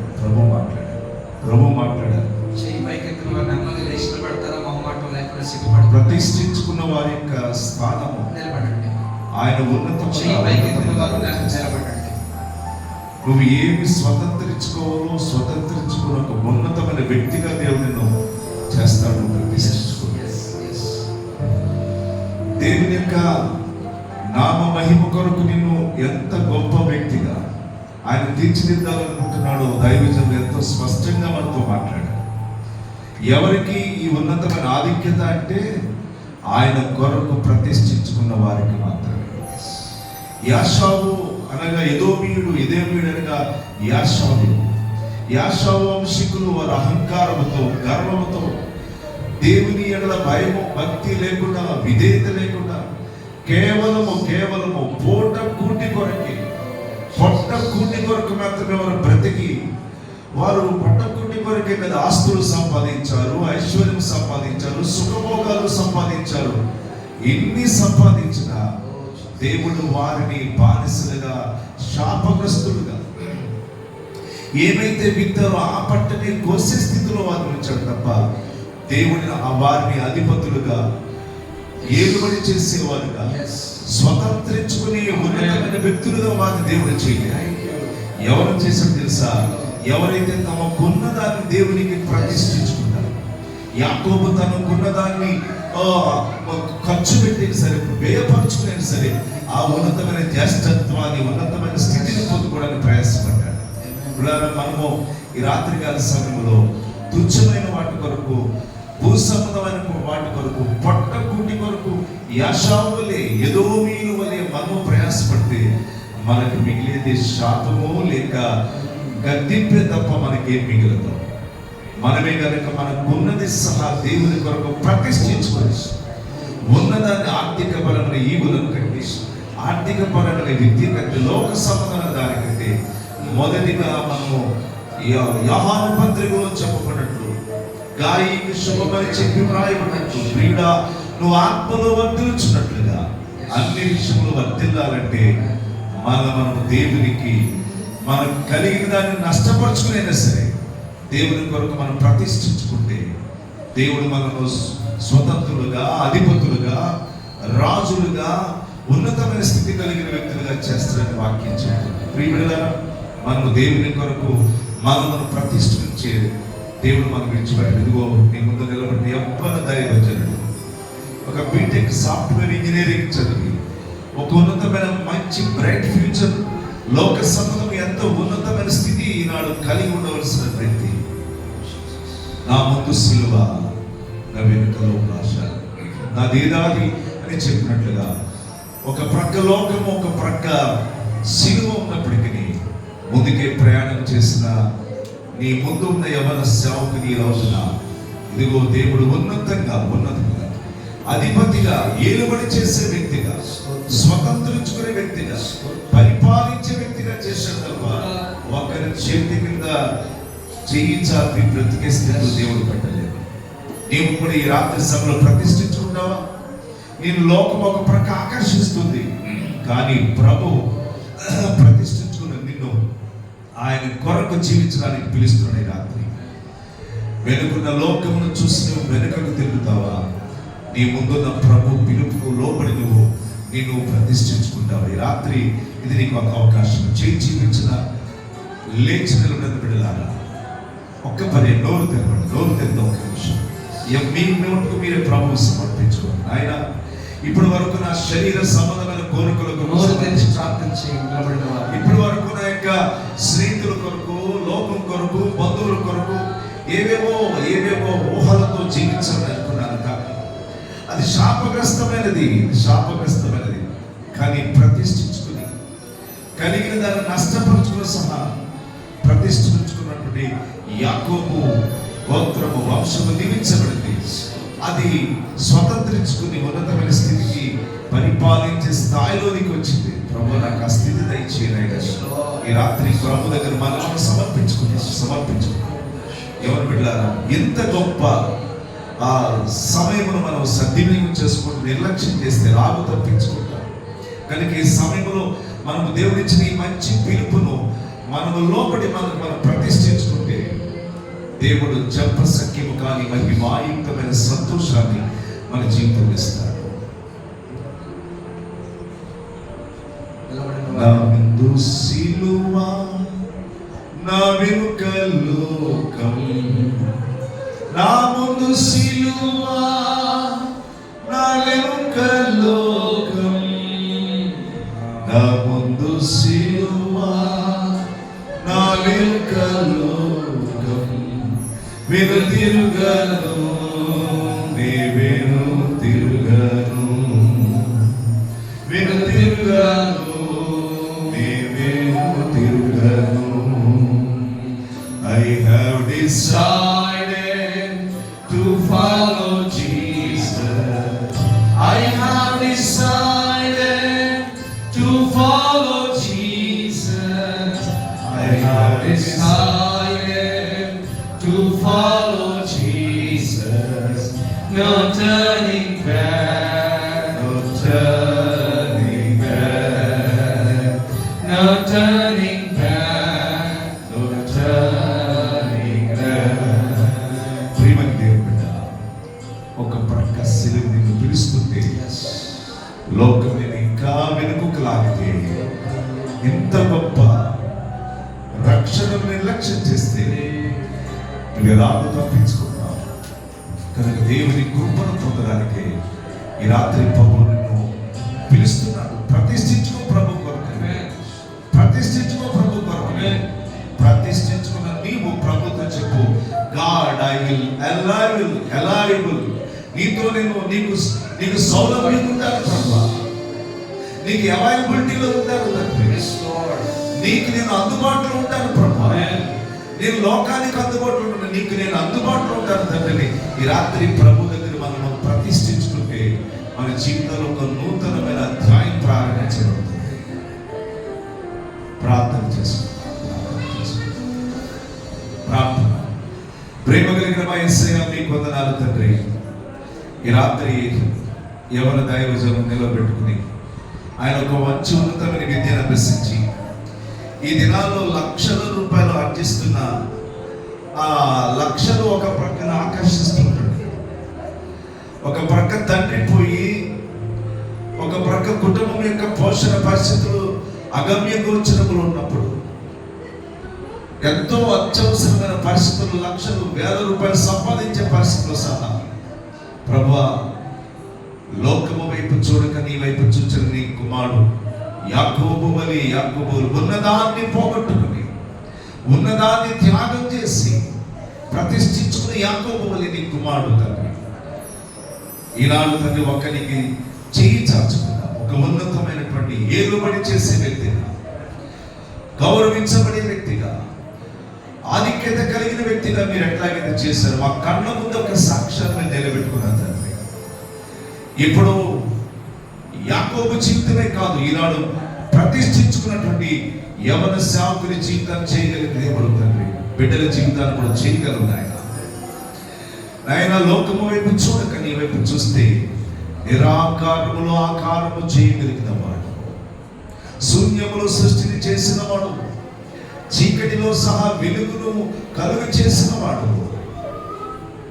ఏదైనా చేయగలవు కనుక మీకు సమర్పించుకునే బిడ్డలను ఈ రాత్రి మరొకసారి దాసునిగా వారిని చేతులకు అప్పగిస్తూ వారిని పట్టుకోమని ప్రార్థిస్తున్నాను.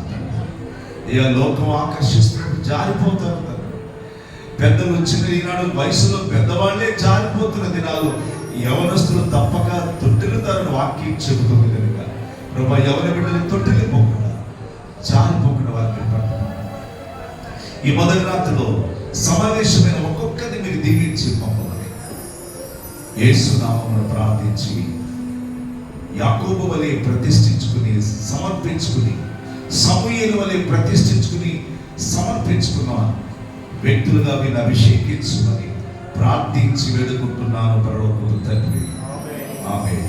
మన తండ్రి దేవుని యొక్క ప్రేమ ఆయన కుమారుడు మన రక్షకుని యేసుక్రీస్తు ప్రభుల వారి కృపయు పరిశుద్ధాత్మ నుంచి సన్నిధి దీవెన ఈ రాత్రి వాక్య సందేశం కొరకై మన మధ్యకు వచ్చిన దైవజనులను వారి పరిచర్యకులను వారి కుటుంబములను ఆ రీతిగానే ఈ మొదటి రాత్రి పగలంతా అలసిపోయినప్పటికీ రాత్రి సదా ఈ రాత్రి గుడికలో ఉండి ఎవరైతే తమ జీవితాలను హృదయాలను దేవునికి ప్రతిష్ఠించుకుంటారో సమూయేలు వలె ప్రతిష్ఠించుకుంటారు, యాకోబు వలె నష్టపడి కూడా దేవుని కొరకు ప్రతిష్ఠించు అట్టి వారికి రాత్రి దీవెన కలుగును గాక. ఆమేన్. అందరికి వందనాలండి. అందరికి వందనాలు. ఈ మొదటి రాత్రిలో మరి దైవజనులు ఎంతో ప్రేమతో మన మధ్యకు వచ్చి వారి యొక్క సంఘంలో పరిచారకులతో సహా వచ్చినందుకు వారికి వారి పరిచర్యకు కుటుంబానికి వందనాలు. ఈ రాత్రి కూడి వచ్చిన అందరూ కూడా వందనాలు.